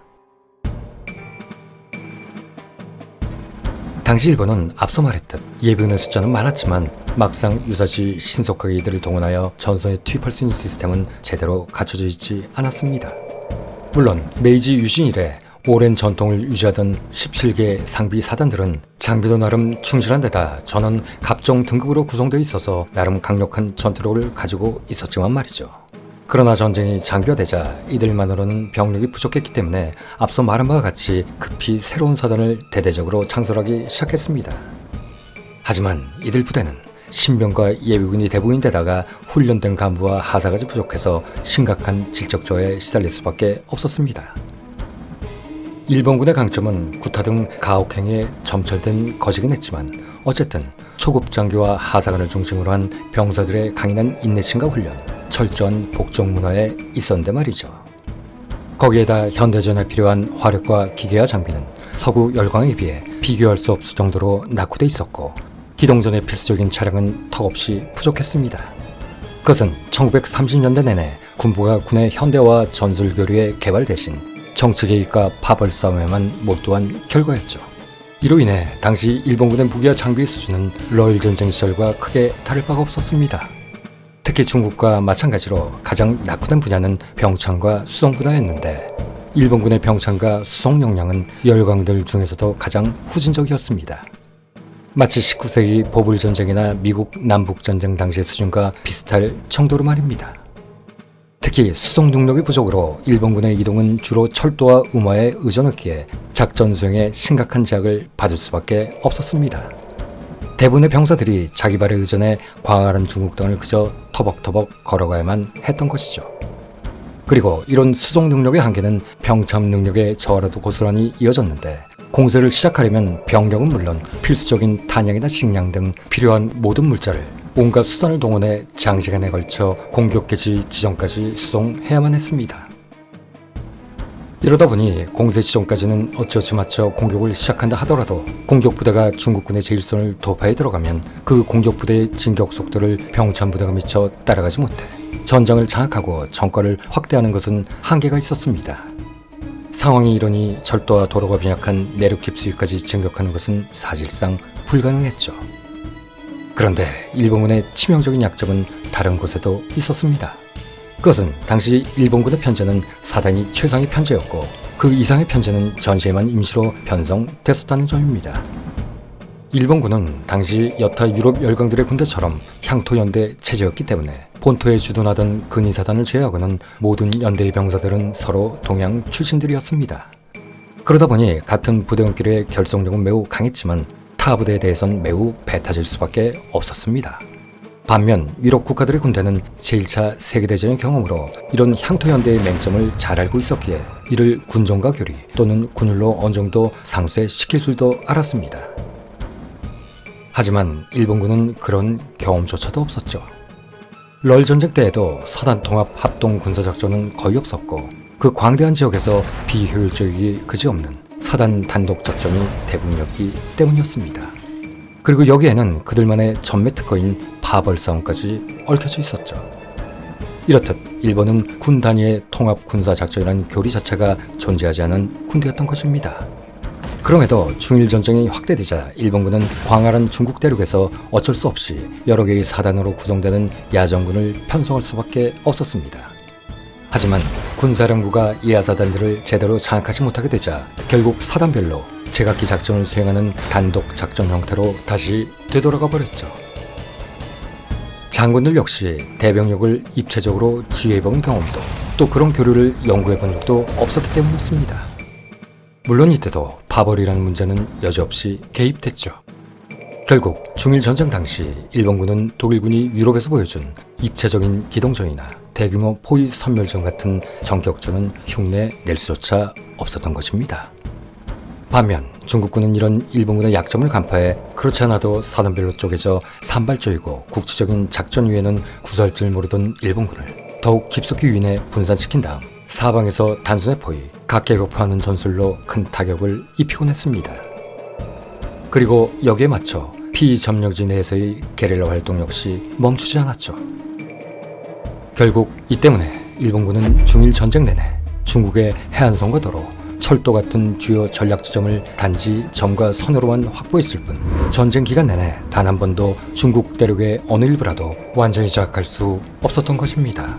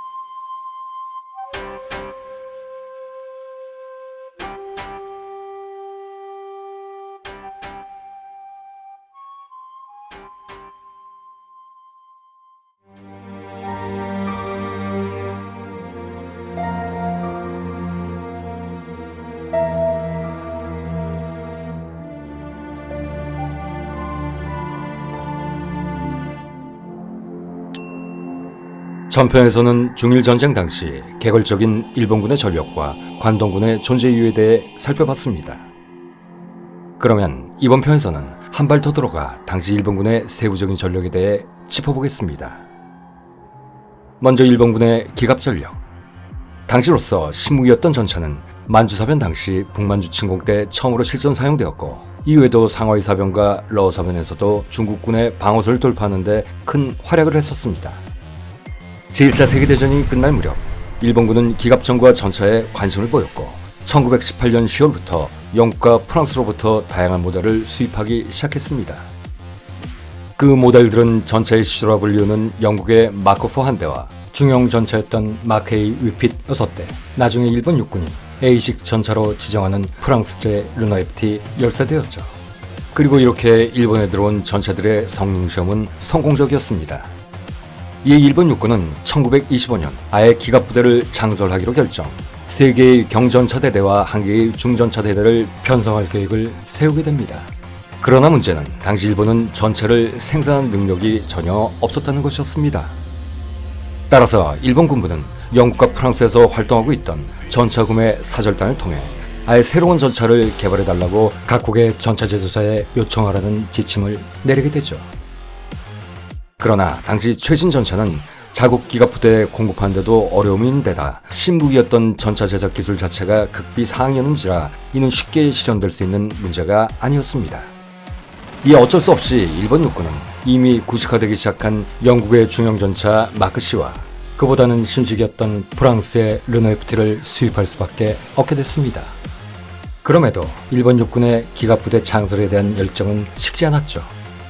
1927년 3월 일본 육군은 화재 발생이 상대적으로 적고 연비도 좋은 디젤 엔진을 장착한 영국산 비커스 중형전차 마크10 업그레이드 버전과 훗날 비식 전차로 지정되는 프랑스제 르노에프티의 후속 모델인 르노 NC1 등 1930년까지 10가지가 넘는 모델을 획득하게 됩니다. 그리고 이 전차들은 1940년까지 사용됐는데, 일본이 프랑스령 인도차이나를 점령했을 때 예비 부품과 함께 르노 NC1을 추가로 확보하기도 했죠. 또한 일본군은 몇 대의 비커스6 전차와 탱켓이라 불리는 준전차인 칼덴 로이드도 구입해 자국산 전차 개발을 위한 기초로 사용하기도 했습니다. 하지만 일본군의 전차 운용 교리는 매우 후진적이었습니다. 영국과 프랑스의 전차를 수입하면서 딸려 들어온 교류에 영향을 받을 수밖에 없었기 때문이었죠. 당시 다른 많은 국가들과 마찬가지로 일본 육군도 전차를 보병을 지원하는 도구로만 보았고, 결코 독립적인 혹은 집단적인 운용은 허용하지 않았던 것입니다. 그럼에도 중일 전쟁 기간 동안 일본군의 전차 운영은 나름 성공적이었습니다. 그것은 당시 중국군에는 이에 대항할 기갑부대가 없었기 때문이기도 했었지만, 유럽 전선의 소련군처럼 촘촘한 방어진지를 구축할 능력도, 전차를 구축하는 무기체계도 없었기 때문에 전차를 쐐기로 활용해 전선을 뚫는다든 독일군이 즐겨 사용한 전격 작전 같은 교류 역시 불필요했기 때문이었습니다. 그런데 1939년 노만안에서 소련의 기갑 전력에 대패하자 일본군은 전차 설비와 교리를 제고하기 시작했습니다.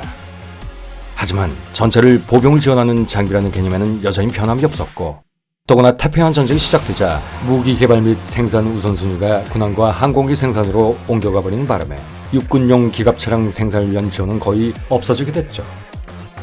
여기에 더해 동남아시아와 태평양의 열대우림 지형에서 전차의 사용은 적합치 않다라는 판단이 일본군의 전차 운용을 더욱 쪼그라들게 만들었습니다. 전쟁 초기 말레이 반도와 싱가포르, 필리핀 침공에서 전차 운영의 덕을 톡톡히 봤음에도 또 태평양의 섬들에서 미군의 기갑 전력에 자신들의 군대가 녹아 버렸는데도 말입니다. 결국 연합군 전체에 도전할 수 있는 일본의 고성능 전차 설계는 제2차 세계대전이 끝날 때까지 제대로 이루어지지 않게 되죠. 전쟁 말기에 일본이 시작한 많은 혁신적인 무기 프로젝트와 마찬가지로 재료 부족과 기술 부족, 연합군의 치명적인 본토 폭격, 그리고 미 해군 잠수함 전대의 해상 봉쇄로 인한 산업 인프라 손실로 전차 개발 역시 프로토타입 단계 이상으로는 발전할 수 없었던 것입니다. 그럼에도 나름 일본 육군의 전차 개발은 계속되긴 했습니다. 1927년 완성된 일본 최초의 자국산 전차이자 후속되는 일본 전차의 표준이 됐던 87식 T 중형 전차, 80cc씩 전차를 주력 전차로 사용하기에는 너무 무겁고 느리다고 판단하여 더 강하고 가벼운 강철판으로 대체하고 공랭식 디젤 엔진을 얹어 연비를 높인 90식 57mm 포와 91식 6.5mm 기관총 2종 장비한 89식 7호 중형 전차, 89식의 빠른 90화로 37mm 주포와 7.7mm 기관총 2종으로 무장하고 필리핀에서 미국의 M3 스튜어트 경전차와 최초의 전차대전차 전투를 벌인 90식 하고 경전차, 제2차 세계대전 중 가장 많이 생산된 일본군의 대표 전차로 각 차량마다 무전기를 도입한 일식 치해 중형 전차 등 여러 유형의 파생형을 양산시켜 약 3,000대 이상이 생산했던 97식 치하 중형 전차, 미국의 엠퍼셔먼 중전차에 대응하기 위해 1944년에 개발된 당시 일본 전차에 사용된 가장 큰 포였던 3식 75mm 전차포와 50mm 전면 장갑, 최고 시속 39km를 냈던 3식 친우 중형 전차, 태평양 전쟁 말기 최대 장갑 두께 75mm를 가진 육각 포탑에 보포스 1929 75mm 포를 기반으로 생산한 5식 75mm 전차포와 7.7mm 97식 전차형 기관총으로 무장한 무게 30톤에 육박하던 4식 치토 중전차, 그리고 제2차 세계대전 당시 일본 육군이 개발한 궁극의 중전차로 독일군의 88mm 포를 라이센스 생산에 만든 99식 88mm 포를 장착, 연합군의 침공에 대비해 오직 본토 방어만을 목적으로 개발된 5식 7위 중전차 등을 개발했었죠. 어쨌든 이런 과정 속에 중일 전쟁을 거쳐 태평양 전쟁 기간 동안 일본은 세계 5위의 전차 보유 국가가 되긴 했습니다. 하지만 정작 본토와 만주 방어를 위한 명목으로 일본은 중국과 태평양 전선의 그 수많았던 전투에서 제대로 된 전차 운영을 하지 않았습니다. 앞서 말했듯 미군은 태평양의 모든 전역에서 1944년 이후 중국군은 중국의 주요 전역에서 대량의 전차를 운영함으로써 자국군을 몰아내고 있었는데 말입니다. 생각해보면 당시 일본군은 애지중지하던 현대식 무기를 아끼느라 제대로 된 전투를 전혀 수행하지 못했습니다. 점감 요격 작전을 위해 소중한 전함을 아껴 쓰자, 만주와 본토에서의 결전을 위해 소중한 전차도 아껴 쓰자라는 말도 안 되는 고 때문이었죠. 대신 이런 것들과는 비교할 수 없을 정도로 소중한 자국의 젊은이들한테는 떨어진 아름다운 벚꽃처럼 천황폐하를 위해 쓰러져가라 라며 자살 특공으로 내몰았습니다. 당시 일본에는, 아니 아시아 태평양에는 이런 광기 어린 일본 군국주의자들이 나대고 있었던 것입니다. 그런데 1970년대 이후 평화를 외치던 인사들은 자치를 감추고 오직 보수의 길, 아니 극우의 길로만 치닫고 있는 작금의 일본. 과거에는 보통 국가 군대로의 회기만큼은 다시는 끔찍한 전쟁에 휘말리지 않겠다라며 극렬히 반대했던 대다수의 일본인들조차도 지금은 자민당과 극우 세력이 설계한 반격 능력 보유라는 지극히 공격적이고 도발적인 군사정책에 찬성하고 있습니다. 또다시 20세기의 피바람이 재현되진 않을까. 일본인 특유의 집단적 심리에 광적으로 매몰되는 성향상 이는 매우 우려되는 상황인 것입니다. 진영만 바뀌었을 뿐 1930년대와 지금 데자뷰도 이렇게 극적인 데자뷰가 없기 때문이죠. 1930년대 소련을 가장자리에 두고 중국과 연합했던 미국과 유럽, 이에 맞서던 전체주국가 독일과 이탈리아, 그리고 일본. 2020년대 역시 러시아를 가장자리에 두고 자신들 위주로 세계 질서를 재편하려는 미국과 그의 빌붙은 일본. 다시 한번 제국주의 시대의 영광을 되찾으려 아직까지도 만만치 않은 세를 과시하는 서유럽 국가들. 여기에 제3세계 국가라는 유연성을 기치로 21세기 아시아판 합종연행을 내세우며 가세한 인도 태평양 국가들. 그리고 여기에 맞서는 인명경제사상으로 철저히 무장된 일당 독재국가 중국. 요즘 업로드하는 시리즈마다 매번 언급하지만 이 혼란스러운 상황에 우리는 그 어느 때보다 유연하고 현명하며 특히 굴욕적이지 않은 외교적 스탠스를 가져야 합니다. 왜냐하면 자칫 이들 간의 분쟁이 일어날 경우 이러든 저러든 그 분쟁 지역 중 하나로 한반도가 될 가능성이 너무나도 크기 때문이죠. 다시 말해 아시아판 우크라이나가 될 수도 있다는 것입니다. 만약 또다시 한반도가 전쟁터가 된다면 아마도 우리 민족은 영원히 멸족될 것입니다. 6.25라 일컬어지는 한국전쟁 때에도 남북한 인구의 10%가 넘는 무려 390만 명이 사망했습니다. 부상자는 아예 집계조차 할 수 없었죠. 그리고 사망자의 80% 이상은 민간인들이었습니다. 그런데 지금처럼 수도권에 고도로 밀집되어 있는 인구 분포와 1950년대에 비해 비교할 수조차 없는 고도로 발전된 살상 무기들을 볼 때 아마 그때와는 완전히 다른 차원의 재앙이 닥쳐올 것입니다. 상상만 해도 끔찍한 일이죠. 사랑하는 가족들, 그리고 사랑하는 친구들, 이웃들의 비명소리가 귓전을 맴돕니다.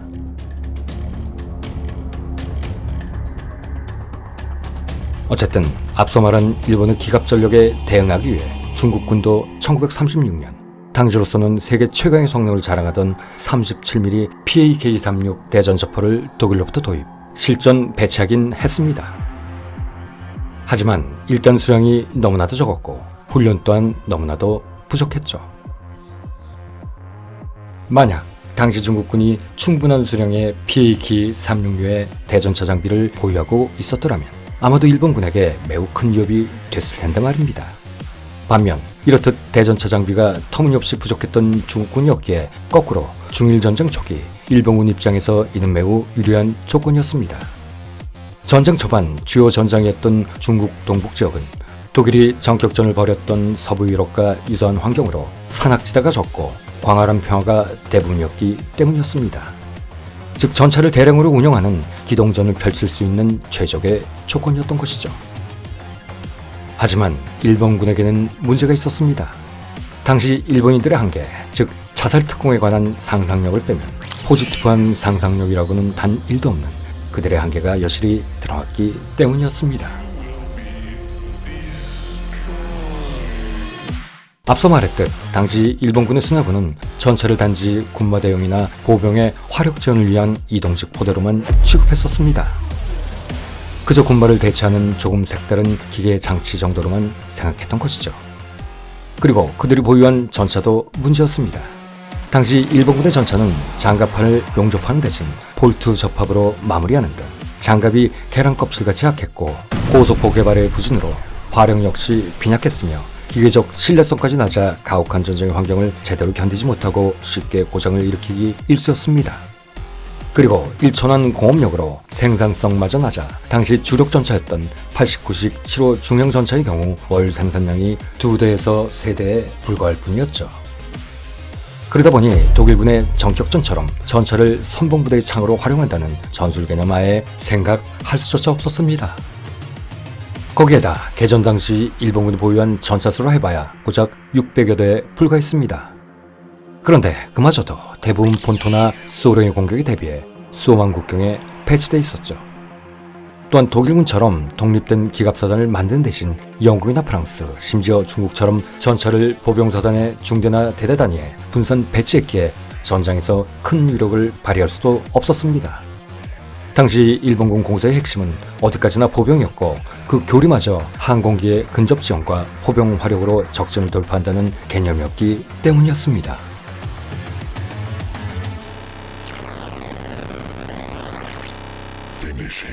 그러면 중일 전쟁 당시 일본 해군에 대해서도 잠시 살펴보겠습니다. 당시 일본 해군은 주력 전함 9척에 가가, 아카키, 류조, 쇼 등 항공모함 4척, 각종 순영함 33척, 구축함 102척, 잠수함 64척 등 대소군함 285척을 합쳐 총 배수량 115만 3천 톤에 병력은 10만 7천여 명에 달했습니다. 영국과 미국 다음으로 큰 세계 3위의 해군력이었죠.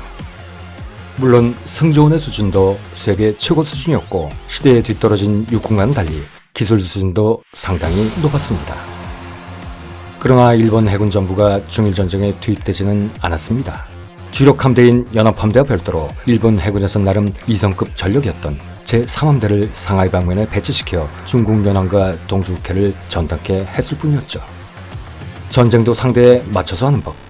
당시 제3함대는 1898년에 건조돼 럴 전쟁에도 참가했던 1만 톤급의 구식 장갑 순양함 이즈모를 기함으로 2개 수상함 전대 및 1개 수레 전대와 1개 항공 전대로 편성돼 있었는데 대부분 한 세대 이전의 연안용 순양함과 구축함, 포함, 어뢰정 등으로 구성돼 있었습니다.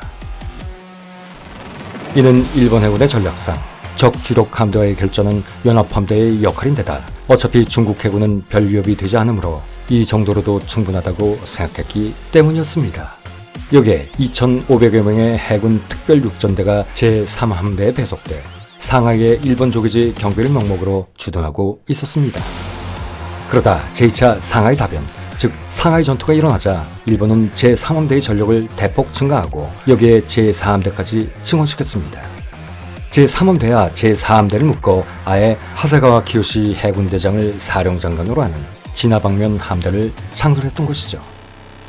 그러다 전쟁이 장기화되고 전장이 점차 확대되자 당시 연합군의 대중국 보급 루트로 이용되던 화남 지방의 연안을 장악하기 위해 1938년 2월에 가서는 제5함대까지 배속시켰습니다.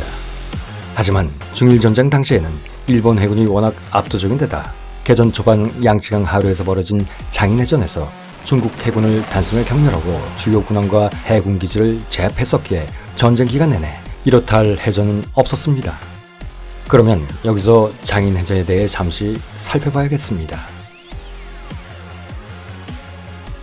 장인해전은 이 시리즈가 끝나면 리뷰할 계획인 제2차 상하이 사변, 즉 상하이 전투에 부속된 전투 중 하나입니다. 그런데 본론부터 얘기하자면 사실 장인해전은 해군 함정끼리의 전통적인 해전은 아니었고 항공기 중심의 해전이었습니다. 그렇다고 태평양 전쟁 당시 미 해군과 일본 해군이 수행했던 치열한 항공전도 아닌 그저 일본 해군 항공대의 일방적 공세일 뿐이었습니다. 어쨌든 중일전쟁 초기 중국 육군과 해군은 양쯔강을 통해 일본 해군이 거슬러 올라가는 것을 막기 위해 양쯔강 하구에 있는 장인요새에 청기하고 있었습니다. 장인해전이 일어났던 장인항은 상하이에서 서북쪽으로 130km 떨어진 양쯔강 하류 삼각주에 위치한 지역으로 당시 중화민국의 수도인 난징과는 200km밖에 떨어지지 않은 그야말로 전략 요충지였습니다. 또한 상하이를 상륙하려는 일본군을 저지하기 위한 주요 포대가 배치돼 있었고 중국 해군의 주요 전력인 1함대와 2함대 중 제2함대의 기지이기도 했습니다. 그리고 그 즈음에는 전력 증강을 한답시고 제1함대까지 청구하고 있었죠. 1937년 8월 16일 오전 전투의 첫 테이프는 중국군이 먼저 끊었습니다. 상하이 항구를 포위하고 있던 일본 해군 제3함대 기함인 장갑 순양함 이즈모에 중국 해군의 어뢰정 C-102호와 C-117호가 어선으로 위장해 어뢰 공격을 시도한 것입니다. 이에 일본군도 반격을 시작 두 어뢰정 중 한 척을 격침시키고 항공기를 이용해 장인요새에 배치됐던 5개 포대와 항구에 대기하고 있던 경순양함, 닝하이와 핑하이를 공격했습니다. 하지만 유효적인 성과를 올리지는 못했죠. 이후 상하이의 항공모함 가가, 류조, 슈오가 도착해 제공권에서 우위를 점하게 된 일본군은 8월 22일 장인항에 대한 본격적인 공습을 시작했는데 이때도 실질적인 성과는 올리지 못하고 오히려 중국군의 고사포 사격에 항공모함 가가에서 발진한 제2항공전대 소속의 94식 함상 폭격기 한 대 격추, 2대 반팔하는 피해만 봤을 뿐이었습니다. 그야말로 중국군에게 작은 승리를 거두게 사기만 높여줬던 것이죠. 이에 진화 방면함대 사령장관 하세가와 키요시는 작전을 바꿉니다. 종전에 찔끔찔끔 항공기를 동원해 공격하는 작전에서 육상기지와 항공모함을 통해 300기가 넘게 전개된 항공력을 10분 활용, 한꺼번에 무려 50대 이상씩 떼거지로 출격시키는 전술로 작전을 변경했던 것입니다. 그리고 이는 효과를 발휘하기 시작했죠. 9월 23일 오후 2시 5분 58대에 달하는 일본 항공기 편대의 공습이 시작되자 3시 30분부터 닝하이 선체가 침수되어 오른쪽으로 기울기 시작했고 핑하이 역시 대파됐습니다. 그리고 25일 재개된 공습에서는 고축함 치엔캉, 슈어 등이 침몰했고 이외에 여러 함선들이 지속된 공습에 피해를 입고 전투불능 상태가 되자 모두 자침시켜버렸습니다. 그리고 23일 대파당한 닝하이와 핑하이마저 25일 또다시 재개된 대공습으로 침몰해 버리고 말았죠. 이렇게 일본의 항공 공격만으로 중국 해군은 사실상 전멸하고 말았던 것입니다. 결국 이 해전은 중국 해군 수상함대를 괴멸시켜버린 해전이 됐습니다. 이로 인해 중국 해군은 전쟁이 끝날 때까지 존재 자체가 무의미하게 됐던 것입니다. 어쨌든 장인해전에서 항공력만으로 중국 해군을 전멸시켜 상하이 전투를 승리로 이끈 일본군이었음에도 당시 일본군에는 공군이 없었고 육해군이 각각 독자적으로 항공대를 운용할 뿐이었습니다. 그리고 그 전력으로 조종사 3,000여 명에 항공기는 육군이 800여 대, 해군이 육상부대 360대, 항모기동부대 370대 등을 합쳐 총 1,500대 이상을 보유하고 있었습니다. 운용기체로는 90식 함상 전투기와 95식 함상 전투기, 89식 함상 공격기와 같은 9식 보격기와 신형 단역기인 96식 함상 전투기, 96식 함상 공격기 등이 뒤섞여 있었습니다. 그러나 전체적인 숫자로 본다면 일본이 월등히 우세했지만 대부분이 본토와 만주에 배치되어 있던 관계로 일부만을 중국 전선에 투입할 수 있었기 때문에 전쟁 초반에는 중국 공군에 비해 반드시 우세하다고 할 수는 없었습니다. 그러나 세 척의 항공모함, 즉 카가, 류조, 호쇼가 상하이 앞바다에 도착하자 얘기가 달라졌습니다. 제공권이 명확하게 일본으로 넘어가게 된 것이죠. 바로 육상 기지가 없어도 언제 어디서든 얼마든지 작전이 가능한 항공모함의 시대가 열렸기 때문이었습니다. 이렇게 일본 해군은 다른 국가들보다 앞서 항공모함 기동부대의 위력을 시범 실증했고, 이 경험을 교류로 발전시켜 장차 있을 제트작전, 즉 진주만 공습에 관한 가이드북으로 활용할 수 있게 됐습니다. 또한 이때 연마하게 된 항공모함 운용술과 조종사들의 기량 역시 태평양 전쟁 초기 일본군이 태평양을 휘젓고 다니게 하는 원동력이 됐던 것입니다.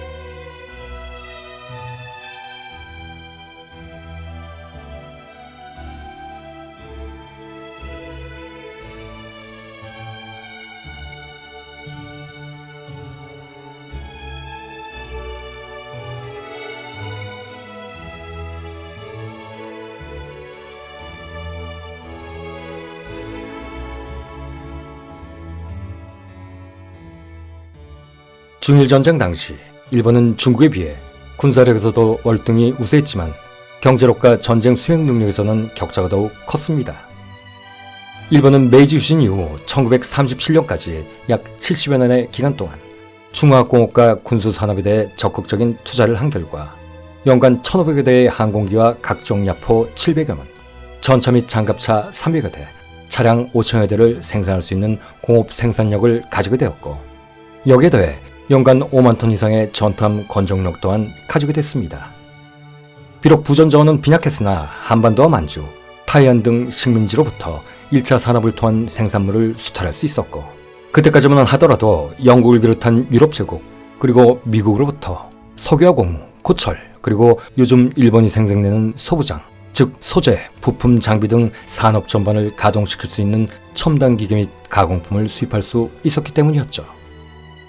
반면 중국은 여전히 후진적인 농국가에 머물러 있었습니다. 당시 중국의 군수산업 수준은 소총과 경기관총, 산포, 탄약 정도를 겨우 카피 생산할 수 있는 정도였고, 이조차도 완전히 작업하기에는 역부족이었습니다. 그리고 항공기는 연간 수십 대, 군함은 수백 톤급에서 1,000톤급 포함 정도를 자체 건조할 수 있는 수준이었죠.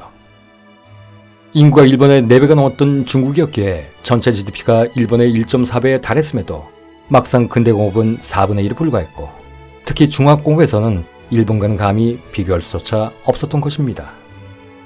그러면 여기서 좀 더 세부적인 양국의 산업과 경제 지표에 대해서도 한번 짚어보겠습니다. 먼저 당시 국가공업력의 절대 지표를 할 수 있는 석탄과 철강, 화학공업 생산량의 수치를 비교해보면 1936년 당시 일본은 연간 석탄 5천만 톤, 철강 580만 톤, 석유 제품 169만 톤을 생산했으나 중국은 연간 석탄 2,400만 톤, 철강 7만 톤, 조악한 제철 처리로 탄소 함유량이 높아 군사용으로는 부적합한 선철 14만 7천 톤, 그리고 고작 200톤의 석유 제품을 생산할 수 있었습니다. 그리고 1936년 기준으로 군사력을 실질적으로 판단할 수 있는 국가 재정과 군사비를 비교해보면 일본의 한 해 세입은 22억 8천만 엔, 미화 6억 8천만 달러였는데 그중 군사비는 세입 총액의 무려 49%에 육박하는 10억 9천만 엔, 3억 6천만 달러에 달했던 반면 중국의 세입은 지방 정부 세입까지 모두 합쳐 14억 원, 4억 7천만 달러 정도였고, 이중 군사비는 중국 역시 세입의 45%에 육박했던 6억 3천만 원, 미화 2억 1천만 달러에 불과했습니다. 일본에 비해 무려 4배가 넘는 인구수를 자랑하던 중국이었지만 아편전쟁 이후 줄곧 내리막길로 치닫던 중국의 경제 사정으로 인해 인구수에 비례하는 GDP의 상대적 우월성이 있었음에도 현저한 차이를 보였던 것이죠. 더구나 중국은 지금도 크게 다르진 않지만 방대한 영토와 풍부한 자원에도 불구하고 대부분의 내륙 지역은 미개발 상태에 머물러 있었습니다.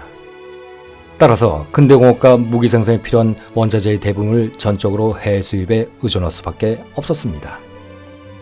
물론 어마어마한 자원이 내륙에 매장돼 있더라도 그 자원을 탐사하거나 채굴할 기술도 또 자본도 가지고 있지 못했습니다. 뿐만 아니라 어찌어찌 자원을 채굴했다 치더라도 그 자원을 원자재로 돌릴 대부분의 공장지대가 개전 초기에 일본군에게 점령당했던 화북 지역에 위치해 있었고, 나머지는 상하이와 난징, 텐진, 광저우 등 동부 연안의 일부 도시들에 집중되어 있었기에 일본군의 공격에 상시 노출돼 있었습니다. 그러기에 언제라도 일본군의 위협적인 상륙작전에 점령당할 수 있다라는 불안감을 가지고 있었죠. 하지만 아무리 모진 난관이라도 뚫고 나갈 길은 있는 법. 대신 중국에도 유리한 점이 있었습니다. 그것은 바로 광대한 영토와 어마어마한 인구였죠. 일본어로 하여금 중국을 겁쟁이로 인식하게 만들었던 만주국가 러지옥 병합을 인정한다는 조건으로 체결된 휴전협정인 탕구협정이 체결된 지 3년 10개월이 지나고 중일전쟁의 도화선이 됐던 루고차오 사건이 발생하기 4개월 전인 1937년 3월 중국 군사위원회 참모본부에서는 국방작전계획을 수립해놓고 있었습니다. 일본의 침략에 대비한 중국의 대일 방어 전략의 원칙을 세워놨던 것이죠. 어쨌든 그들의 국방작전 계획에 의하면 일본군은 주력을 화북에 투입하여 베이핑과 텐지를 점령한 후 장저우, 진안, 쉬저우로 남하하는 한편 일부 병력은 서북의 수이안성, 차알성을 거쳐 산시석의 성도이자 석탄 매장률이 풍부한 타이안을 공격할 것이며 중국군의 측면을 위협하기 위해 산둥성의 칭다오나 상하이 등 동부연안에 상륙할 가능성이 있다라고 정확히 예상하고 있었던 것입니다. 그리고 소련의 위협 등을 이유로 모든 전력을 한꺼번에 중국에 투입할 수는 없기 때문에 상당한 병력을 만주와 일본 본토에 남겨둬야 하는 일본의 약점도 동시에 간파하고 있었죠. 또한 여기에 대항하는 자신들의 전략으로 광대한 영토를 활용한, 즉 일본의 침공에 맞서 이들을 영토 깊숙이 유인, 비록 초반에 많은 영토를 잃을 수는 있겠지만 일본군의 병력은 분산되고 병참선이 길어지는 반면 대신 아군의 병력은 집중되고 병참선이 짧아지는 이점이 있다라는 소위 내선작전을 원칙으로 하는 지구전과 지연전선을 근간으로 하는 유격전까지 준비해놓고 있었습니다. 당시 군 통수권자였던 장제스의 지시에 의해 전면적인 결전은 자살 행위이므로 반드시 피해야 하며 병력을 융통성 있게 운영하면서 하나의 방어선이 돌파되면 그 뒤에 제2, 제3, 제4의 방어선을 연속적으로 구축하고 이미 돌파된 방어선을 찌라도 병력을 다시 재편성, 유격전을 펼침으로써 일본군을 지치게 한다는 제2의 방어 전략까지 세워놨던 것이죠. 대신 그는 공업 기반이 밀집돼 있고 수도 난징에서 가까운 상하이만은 반드시 지켜야 하는 곳이라고 강조하고 있었습니다. 전쟁 초반 어이없이 내줬던 화북과는 달리 화남은 난징 정부의 가장 중요한 기반이었기 때문이었죠. 그런데 장제스의 대일 항전 전략은 여기서 그치지 않았습니다.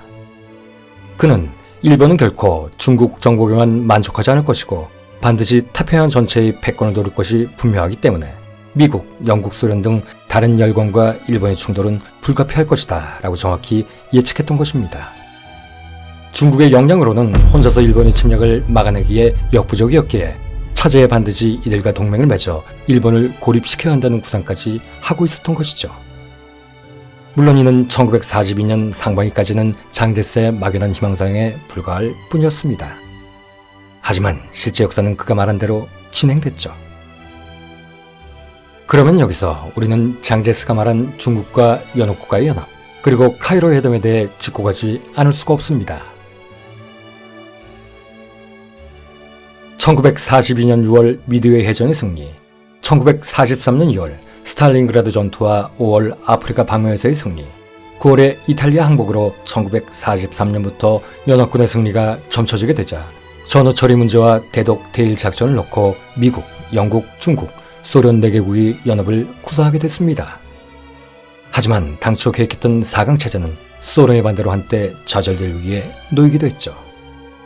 당시 반공주의에 절정에 있던 장제스의 국민당에 대한 스탈린의 반관과 마오쩌둥의 공산당을 지원해야 한다는 코민테른의 정치 노선이 중국의 4강 체제 합류하는 헤게모니를 부정하게 만들 수밖에 없었기 때문이었습니다. 여기에 더해 만주에 대한 기득권을 가짐으로써 태평양으로 갈 수 있는 리순이라는 부도왕을 소유하고 싶었던 소련의, 아니 러시아의 끝없는 욕망도 크게 한몫하고 있었죠. 하지만 루스벨트가 만약 소련이 중국 배제론을 계속 유지하고 4강 회의를 받아들이지 않는다면 전후 처리 문제에 대해 소련의 배제는 물론 이 시점부터 미국과 영국의 대소련 지원을 중단하겠다라고 협박하자 스탈린도 어쩔 수 없이 1943년 10월 26일 더 이상 중국의 참가에 반대하지는 않겠다라고 한 발 물러섰고 결국 미국, 영국, 중국, 소련 등을 중심으로 하는 전쟁 수행 지침과 전후질서 재편 논의가 가까스로 시작되게 됐습니다. 그러나 이때까지만 해도 사실상 전쟁의 끝은 요원해 보였죠.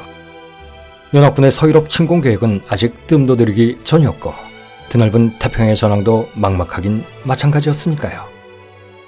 그런데 루스벨트가 중국에서 일본과 분투를 하고 있던 장제스를 직접 만나고 싶어 한 것은 카이로 회담이 시작되기 훨씬 전으로 거슬러 올라갑니다.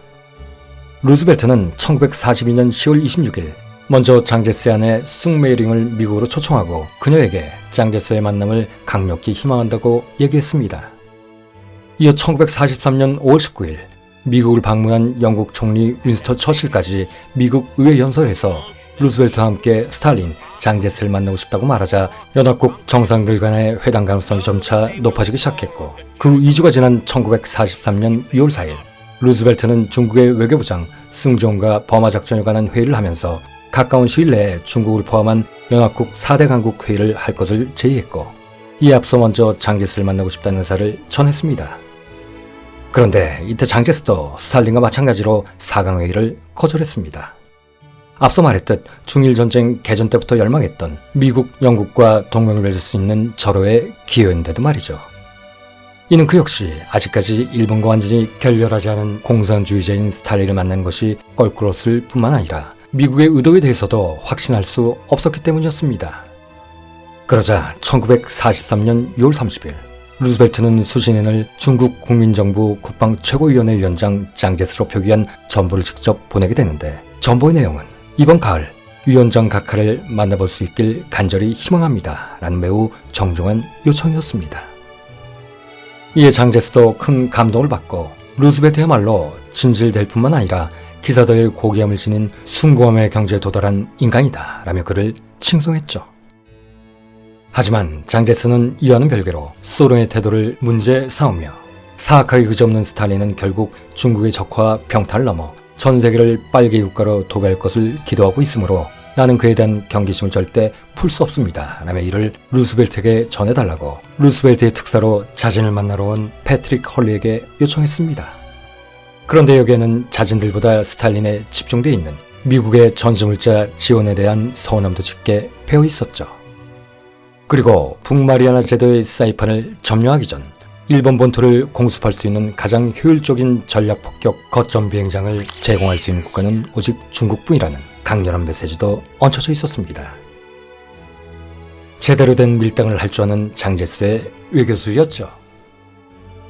당시 미국은 과달카날 전투 승리 이후 트윈 억세스로 불리는 전략을 채택해야만 했는데 이는 미국군 원수이자 남서태평양 지역 사령관 더글라스 맥어더가 주장한 남서태평양 전역에 주력하여 누긴을 거쳐 필리핀으로 나가자라는 전략과 미 태평양함대 사령장관 체스터 니미츠 제독과 미 해군 참모총장 어니스트 킹 제독이 주장한 대만 상륙과 필리핀에 대한 해상 공격으로 일본의 병참선을 차단하고 중부 태평양을 갈라 오키나와 규슈를 거쳐 혼시로 곧바로 진격하자라는 전략 중 하나를 선택해야만 했던 중요한 시기였던 것을 염두에 둔 메시지였습니다.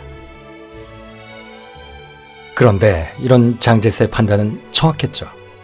당시 미국 입장에선 그게 어떤 전략이든 자신들이 담당했던 태평양 전선에서의 성공을 위해 한 발 더 나아가 1944년 중반기쯤으로 계획했던 유럽 침공 계획, 즉 노르망디 상륙작전의 모든 전략을 몰빵하기 위해선 버마 방면 중국군의 협조가 반드시 필요했기 때문이었습니다. 또한 장제스의 의도는 아니었겠지만 그가 중국에서 일본군을 붙잡아 줌으로써 스탈린 역시 더 이상 배후 걱정을 하지 않고 배를 향한 진군의 박차를 가할 수 있었습니다. 이만큼 제2차 세계대전 당시 연합군의 일원으로서 중국의 역할은 사실 막중했던 것이죠. 그렇습니다. 장제스와 스탈린의 갈등에도 불구하고 루스벨트가 미, 중, 영소를 아우르는 회담을 굳이 구상한 것은 사실 전후 처리 문제보다 독일과 싸우는 유럽 전선에서 가장 큰 축을 담당하던 스탈린과 일본과 싸우는 아시아 전선에서 역시 중요한 한 축을 담당하고 있던 장제스와 함께 전쟁의 진행 방향에 대한 문제를 자연스럽게 해결하고 결국 전쟁을 미국 주도의 승리로 장식하고픈 자신의 염원 때문이었던 것입니다. 여기서 우리는 이런 만감의 스침을 느낄 수 있습니다. 철저한 반공주의자로서 앞으로 시작될 냉전을 예지하고 있던 장제스. 철저한 공산주의자로서 공산주의 붉은 깃발이 전 세계에 휘날릴 그날을 특유의 음흉함으로 기획하고 있던 스탈린. 몰락해가는 제국의 운명을 직감하고 그 어느 진영에도 존재감을 잃지 않으려 안간힘을 쓰고 있던 처칠. 그리고 꺼져가는 생명의 끈을 부여잡으며 미국을 일극체제 국가라는 가공할 힘을 가진 제국의 반열에 올려놓고자 남은 힘을 쥐어짜고 있던 루스벨트. 이렇듯 카이로 회담의 막전 막후에는 20세기 말과 이어질 21세기의 초상이 모두 담겨져 있었고 또 엿보이고 있었던 것입니다. 하지만 카이로 회담은 지금 보시는 사진처럼 결국 3명의 정상만이 회담하는 자리가 되고 말았습니다. 결국 스탈린은 나타나지 않았던 것이죠. 대신 그 자리에 장제스 안에 숭메이링이 한 자리를 차지하고 있었습니다. 미국과 영국, 어떻게든 중국을 예우하려는 모습이 눈물겹습니다. 그리고 자신들과 전혀 다른 색을 가지고 있던 스탈린을 달래려 장개석과의 카이로에서의 만남을 마친 2명의 노 정객들은 이후 늙은 몸을 이끌고 스탈린을 만나러 또다시 테헤란으로 먼 길을 떠나야만 했습니다. 어떻게 하든 전쟁을 승리로 이끌어 독일과 일본이라는 악마의 제국을 지워버리려는 두 노인의 감투에 박수를 보냅니다. 어쨌든 회담이 열리고 5일째, 장제스가 미국군 항공대 사령관 헨리 아놀드 장군에게 버마 전선에 최소한 한 달에 1만 톤의 물자는 공수해줘야 한다는 부탁을 하면서 연합군 조정사들을 만나는 동안 그의 부인 숭메이링은 그 자리를 빠져나와 루즈벨트를 따로 만났고 루즈벨트에게 10억 달러의 차관을 요청했습니다. 그러자 루즈벨트는 이를 흔쾌히 수락했고 장제스 부부를 기쁘게 했죠. 또한 오세지에는 외몽골과 티벳 문제, 버마 수륙 공동작전을 루즈벨트와 논의했습니다. 그리고 이날 일본인이 폭력과 탐욕으로 취한 모든 정복자는 그들의 마수로부터 해방된다라는 문항과 함께 한국의 독립은 적당한 때 시행한다라는 조항까지 사입했습니다. 그 카이로 선언은 일본의 항복을 요구하는 최후 통첩인 1945년 7월 26일에 포츠담 선언에서 카이로 선언의 조건은 원안대로 이행되어야 하며 일본의 주권은 혼슈, 홋카이도, 규슈 및 시코쿠와 우리가 결정하는 여러 작은 섬으로 국한시킨다 라는 조항으로 재확인됩니다. 그리고 카이로 회담에 참석한 미국, 영국, 중국, 따로 테헤란 회담으로 참석한 소련은 전후 창설된 유엔 국제연합의 상임 이사국이 되죠.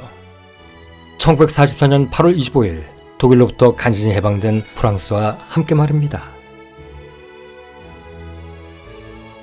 그런데 이렇게 시작한 유엔도 지금은 사실상 유명무실해진 건 아닐런지요. 1946년 제2차 세계대전 발발과 함께 전쟁을 망다는 원래의 목적을 망기하고 사라져버린 국제연맹처럼 말입니다.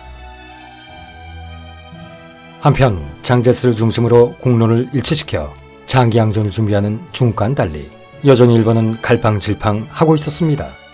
관동군이 중국 침략에 혈안이 돼 있는 반면 이지어라 간지를 주축을 하는 본토의 육군 참모본부는 중국과의 전쟁이 소련에 대한 대비를 약화시킬 것이며 자칫 소련의 개입을 불러올 수 있다며 개전을 반대했기 때문이었습니다. 그런데 이는 육군만의 문제가 아니었습니다. 해군은 해군대로 태평양에서 미국 위협에 대비하는 것이 우선이라고 주장하고 있었기 때문이죠. 조직의 이해관계를 앞세워 서로 소모적인 논쟁만 끝없이 벌였던 것입니다. 이는 국가의 심장이었던 내각이 다만 군부의 꼭두각시일 뿐 이들을 조율하고 국론을 모아 정상적으로 나라를 이끌고 갈 리더십이 없었기 때문이었습니다. 선전 없는 배가 따로 없었던 것이죠.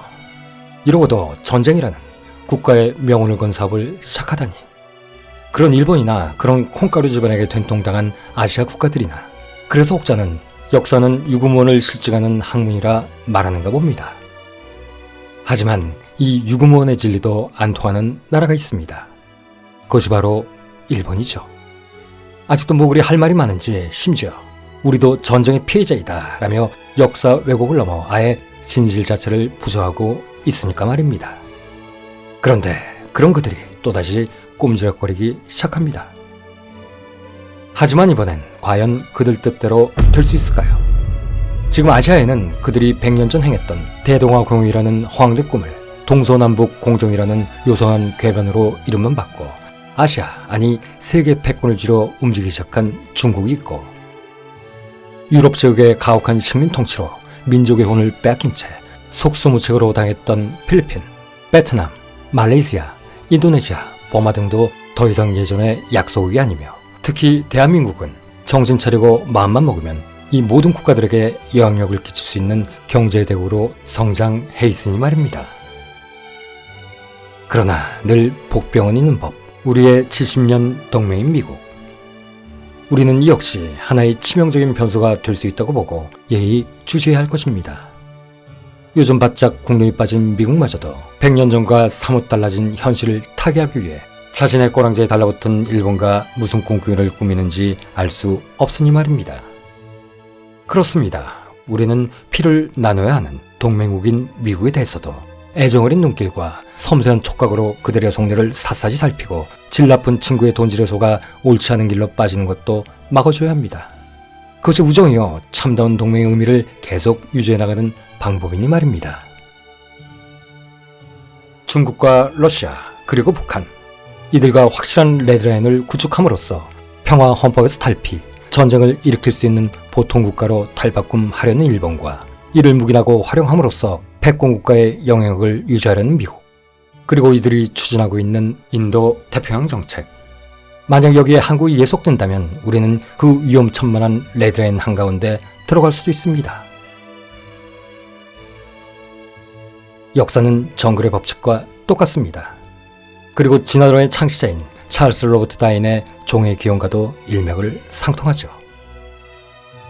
만약 우리가 우리를 지키지 못한다면 필연적으로 일어날 수밖에 없는 전쟁이라는 일그러진 구판의 제물이 될 수밖에 없을 것입니다. 앞서 말했듯 100년 전과 전혀 다른 지금 그 어느 아시아 국가도 자신의 영토를 전쟁터로 대신 빌려주지 않을 테니 말입니다. 이 역시 지나온 역사가 증명해준 사실이죠. 어쨌든 지금 일본이든 중국이든 혹은 미국이든 자국의 입만 쫓아가다 보니 언제 어디서 전쟁이 일어나도 놀라지 않겠다라고 벼르고 있는 상황입니다. 그리고 언제나 그랬듯 전쟁은 아무도 알지 못하는 시그널로 신압으로 움직이다 어느 순간 닥쳐오죠. 그리고 처음에는 우리의 앳된 젊은이들이 개죽음을 다하고 종국에는 그 죽음의 그림자가 모든 국민에게 씌워질 것입니다. 정신을 바짝 차립시다. 그리고 만약 마땅히 해야 할 자들이 그 일을 제대로 못한다면 눈을 크게 뜨고 숨을 깊게 들이마시고 온 힘을 다하여 우리가 나서 우리의 아이들을 지켜냅시다. 세상에 전쟁을 막자는데 진보가 따로 있고 보수가 어디 따로 있습니까? 그런 것들 금싸라기에 얹어줘도 내다버립시다. 다시는 한반도에 끔찍한 재앙이 일어나지 않도록 말입니다.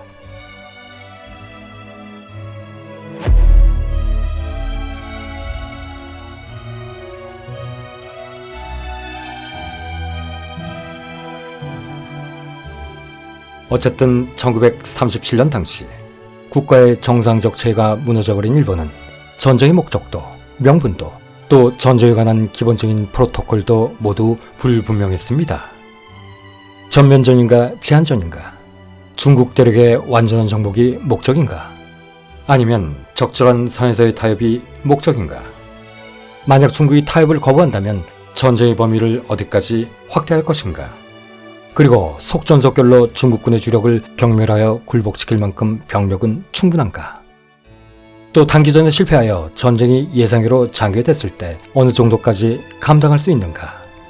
그렇다면 예비병력의 확보나 수십만 명을 파병하는 데 필요한 수송수선과 병참의 준비는 충분한가? 나아가 소련의 개입 가능성은 어떻게 판단하고 있는가?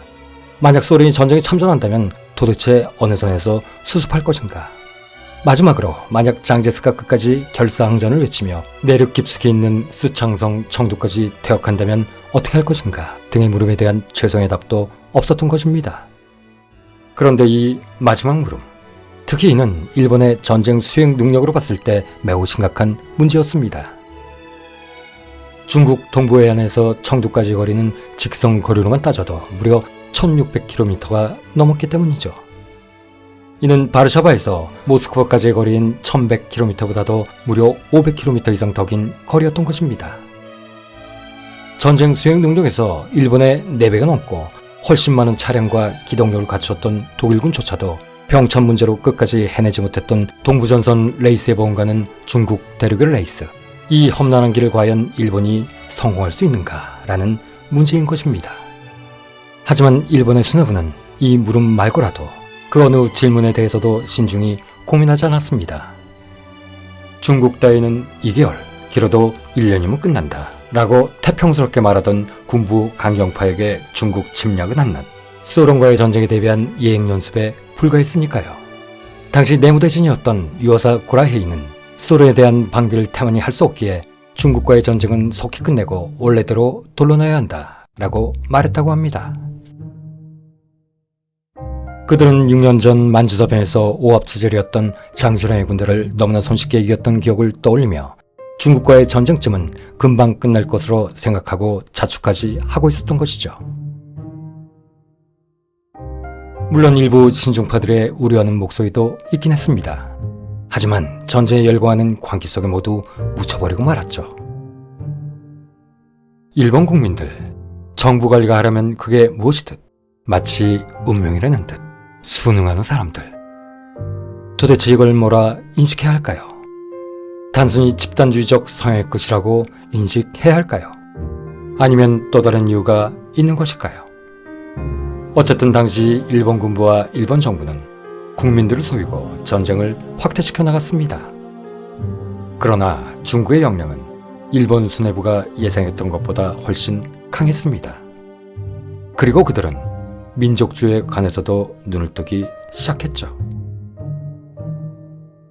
또 다른 거대한 괴물이 탄생한 것입니다.